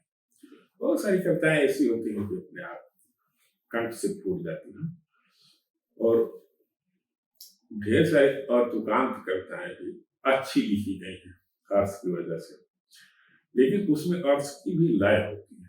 जैसे हमें कुछ कविताएं हैं इसके आलोक शर्मा की पसंद है, तो वो याद हो जाती है। तो उसमें अर्थ की लय होती है, शब्दों की लय होती है, तुक होता है शब्द। ये सारी कविता का मुझे लगता है कि आदिम शिल्प छंद है। और कोई भी कविता सिर्फ विचारधारा के बल पर, क्योंकि कविता में कितने विचार रहेगा। तो उदय प्रकाश की कविता है कि मरने के बाद आदमी कुछ नहीं सोचता, मरने के बाद आदमी कुछ नहीं बोलता, कुछ नहीं सोचने और कुछ नहीं बोलने से आदमी मर जाता है। कविता याद है, लेकिन याद होने के पीछे वो एक चमत्कार है ना जी, कि सोचता है, बोलता है, तो वह एक मरा हुआ आदमी है। तो चमत्कृत ढंग से बात कहने की। तो फिल्मों का निर्वाह आपकी जो शुरुआती कविता वहां भी देखने को मिलता है, या हाँ, वो अपने गांव में छंदों से ही, मतलब वो उस समय इंटर में हमारे भैया पढ़ते थे, तो पता नहीं वो उस किताब को पढ़े थे कि नहीं। श्यामा पांडे के जय हनुमान एक किताब चलती थी, तो मुझे लगभग वह याद थी और आंसू लगभग याद थे।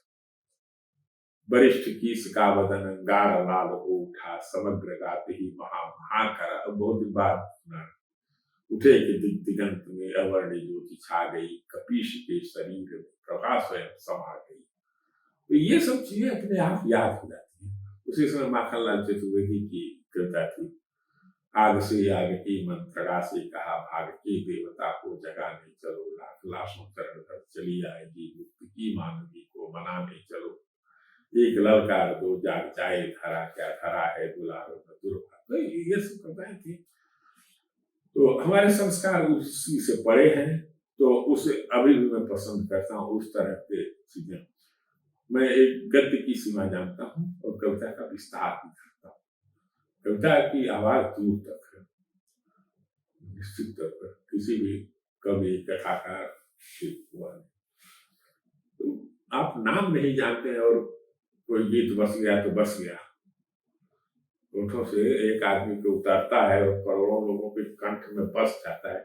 क्यों नारे कविता के शिल्प में होते हैं, हर जोर जुल्म के टक्कर पर संघर्ष हमारा नारा है।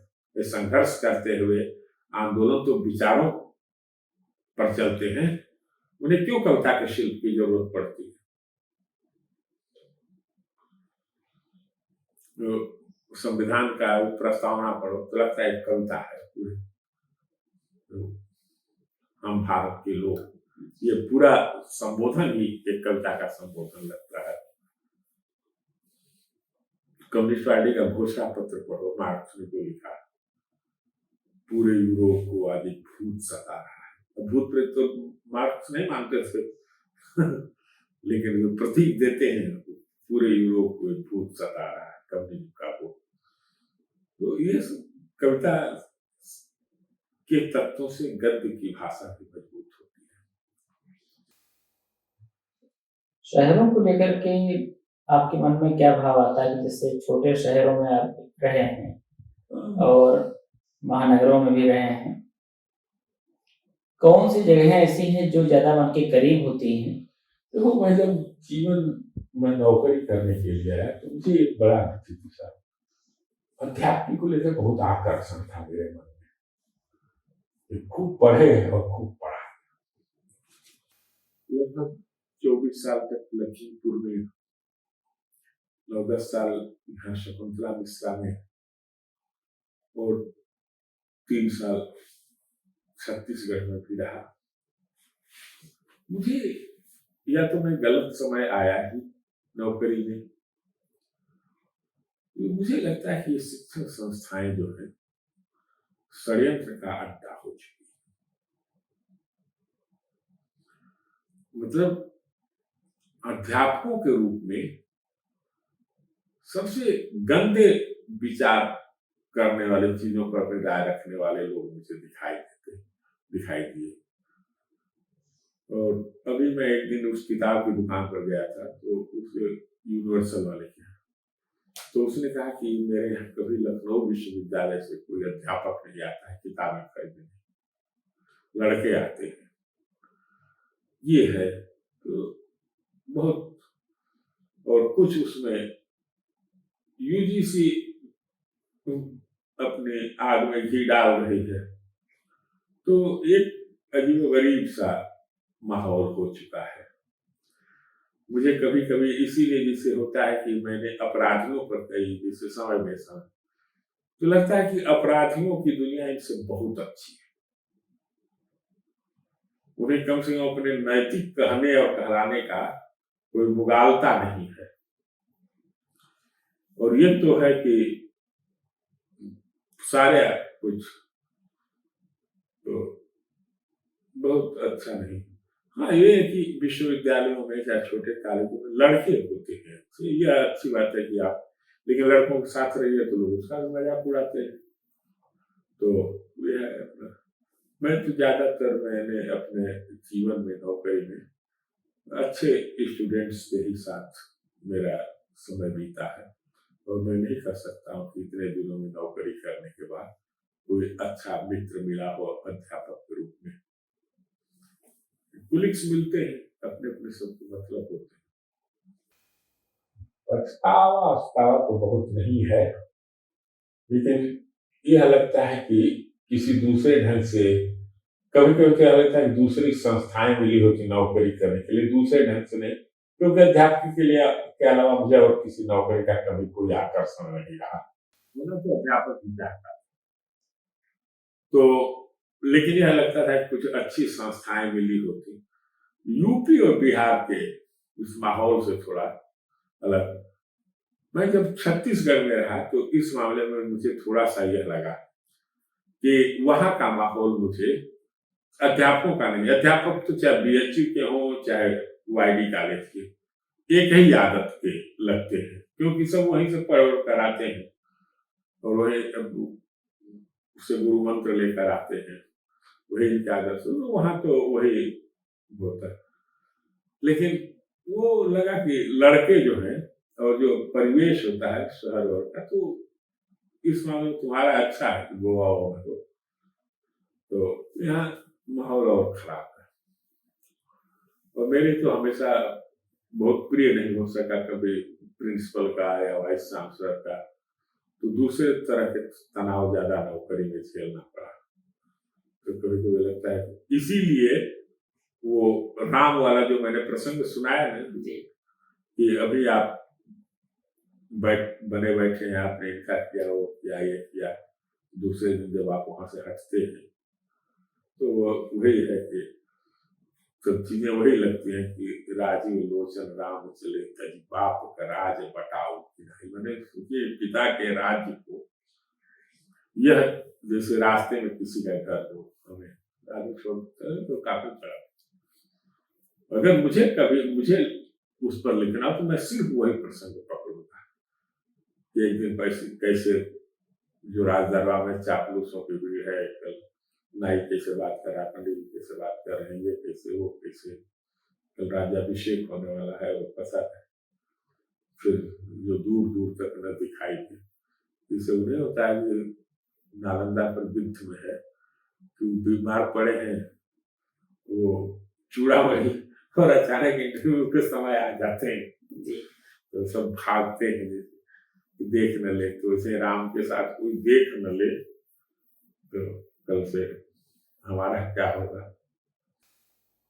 आपने लंबी लंबी यात्राएं की हैं, स्कूटर से यात्रा की है, तो उन यात्राओं पर लिखेंगे बहुत कुछ अगर अलग हो बस लिखने के लिए। देखो इस है क्या कि बहुत सारी चीजें तो अब ऐसा है नहीं कि छपने की कोई समस्या है जी, तो कुछ भी आप लिखिए छप ही जाएगा, लिखने बैठेंगे तो लिख ही देंगे, ठीक है ठाक बन जाएगा। लेकिन जिससे होता है कि हम एक चीज इसको लिखने के लिए छटपटा रहे हैं। जैसे मैं बताऊं कि 2-3 कहानियों के लिए मैं बहुत दिनों तक छटपटाया। ये रंगमंच पर थोड़ा रुक कर 8-10 सालों तक इसको दिमाग में, इसी तरह 10-12 सालों से ये कहानी भी नटवार को मेरे दिमाग में चल रही थी कि एक स्वतंत्रता आंदोलन या किसी भी इतिहास को कैसे पढ़ा जाए, क्योंकि ये चौरी चौरा में 80 लोगों को सजा हुई थी, जिसे 76 तारीख थे। इतिहासकारों को बहुत इस बात का रहता है कि दम रहता है कि प्रथम स्रोत का इस्तेमाल करना चाहिए। तो प्रथम स्रोत मतलब कि जो हुआ है, क्या केस था, कौन जात के थे, और केस कौन बनाता है, दरोगा बनाता है। प्रथम स्रोत ही गलत है। चार्जशीट में क्या लिखा हाँ है? हाँ, उस और आप उसको बहुत प्रामाणिक, तो यही तो है कि इसी सब का उत्तर देने के लिए मैंने ये नटवार में कि देखो ये है बनाया गया है। उसे बार बार कहता भी है कि चौरी चौरा यो लोग निपटा दिए गए होते। तो समझ में इतनी सी बात नहीं आती है कि 21 में कोई दलित उभार था नहीं, क्यों दलित सब चले जाए। गांव की स्थिति है कि 2 ठाकुर और पंडित जी का लड़के लाठी लेकर खड़े रहते, कोई दलित जाता नहीं। तो इसका मतलब फर्जी लिखाए गए थे बेचारे।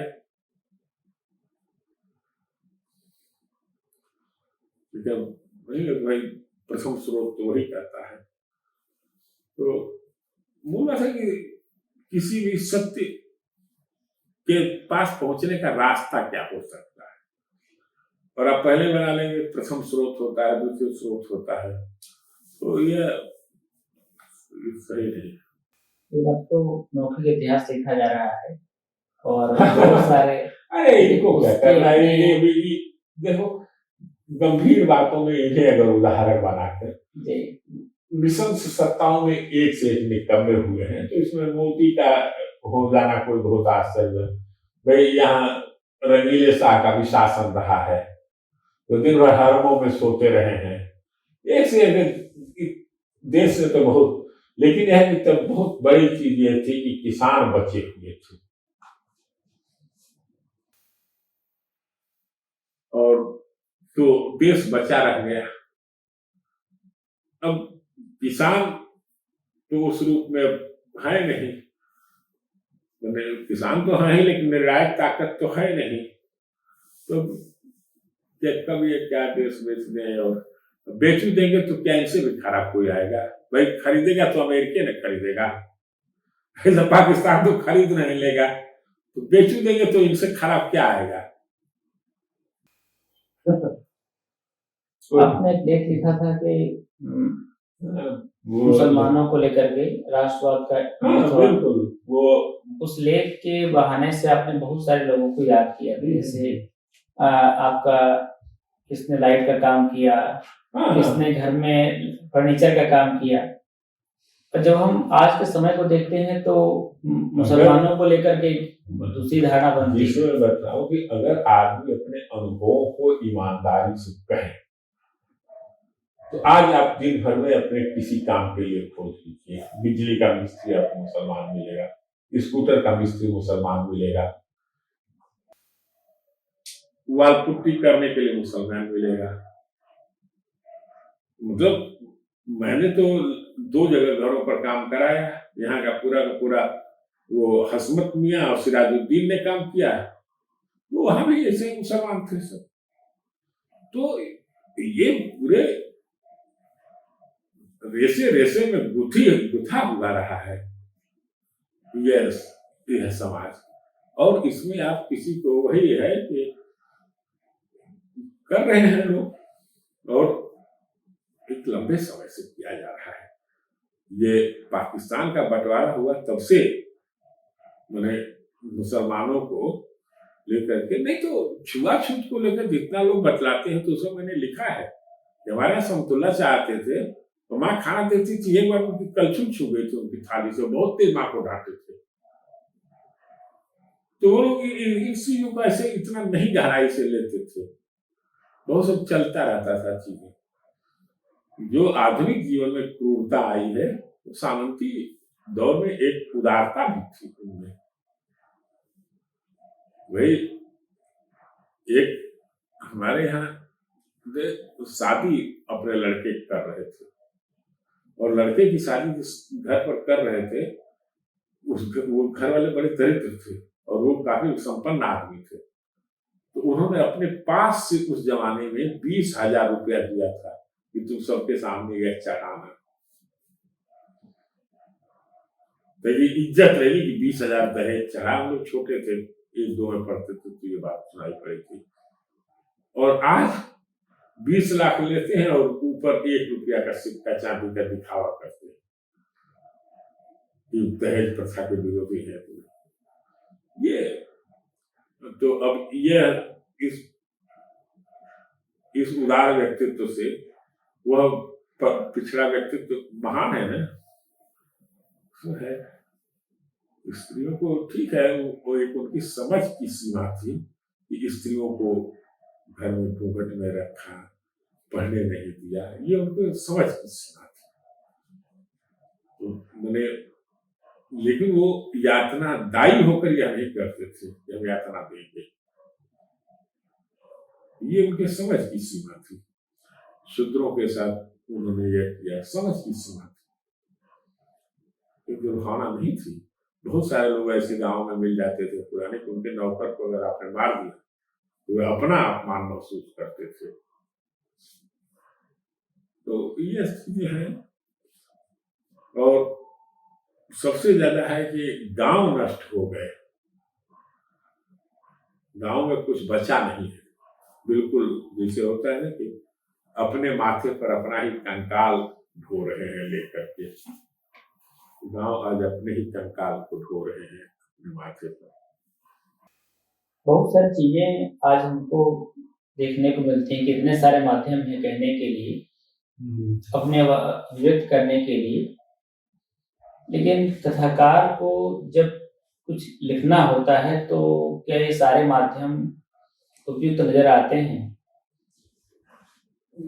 अब जैसे कोई फिल्म बनाने वाला होगा तो फिल्म के माध्यम से बात करेगा। अभिव्यक्ति कौशल इस समय में समृद्ध है पहले की तुलना में।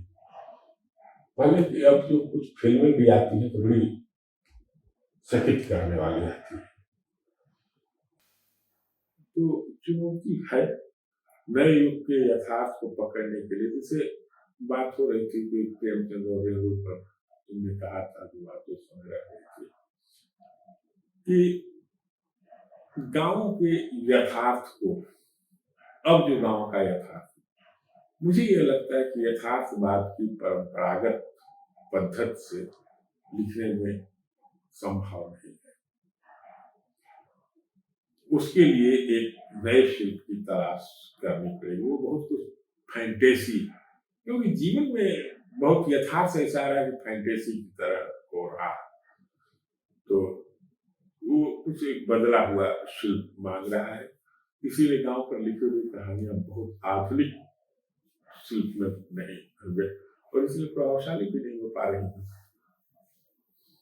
तो लगता है कि उसी प्रेमचंद के समय को दोहरा रहे हैं, उसी समय की दूधना सिंह की कहानी पढ़ो तो लगता है कि पुरानी कहानी है, कोई धर्म क्षेत्र, कुरुक्षेत्र।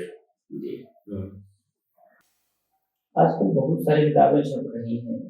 हाँ, एक समय था कि जब किताबों की संख्या वो सीमित होती थी, लेकिन तब किताबें पढ़ने वाले ज्यादा थे जी, और किताबें पढ़ने वाला कम है। किताबें ये तो अब छापना आसान भी हो गया। पहले एक किताब के छपने का मतलब 1 साल तो छापा खाना में वो अक्षर बटोर कर ऐसे ऐसे लगाना, और बहुत आसान हो गया है।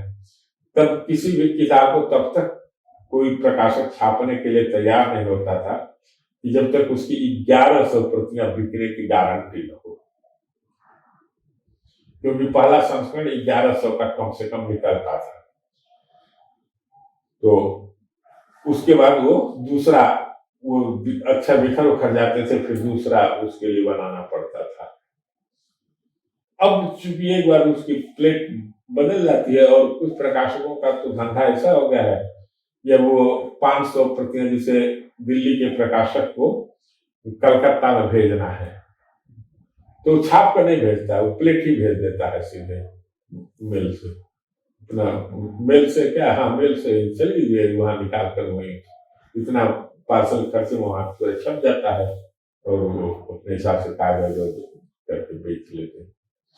तो आसान हो गया है, जैसे तकनीक उन्नत होती गई है तो प्रकाशन आसान होता गया है। देखिए साहित्य उन्नत हुआ है। नहीं, अब जो लिखता है तो भाई अपने समझ से तो बढ़िया ही लिखता है जी। लेकिन वही कहानी है जो पढ़ने के बाद याद रह जाए जी। तो कुछ तो हिस्सा उसका याद रह ही जाए, चाहे किसी तरह से। कभी कभी होता है कि रचनाकार का नाम हम भूल जाते हैं, लेकिन वो रचना याद रहती है कैसे पढ़े थे। तो हम अपनी बातचीत बंद करोगे तो जी। आपका बहुत बहुत धन्यवाद, आपने बहुत सारे मुद्दों पर बात की। जल्दी ही किताब हम लोगों के सामने आपकी मिलेगी देखने को। कहानी पर हम लोगों को कुछ नया जानने को मिलेगा और आपका संग्रह भी एक साथ मिलेगा। आपका बहुत बहुत धन्यवाद।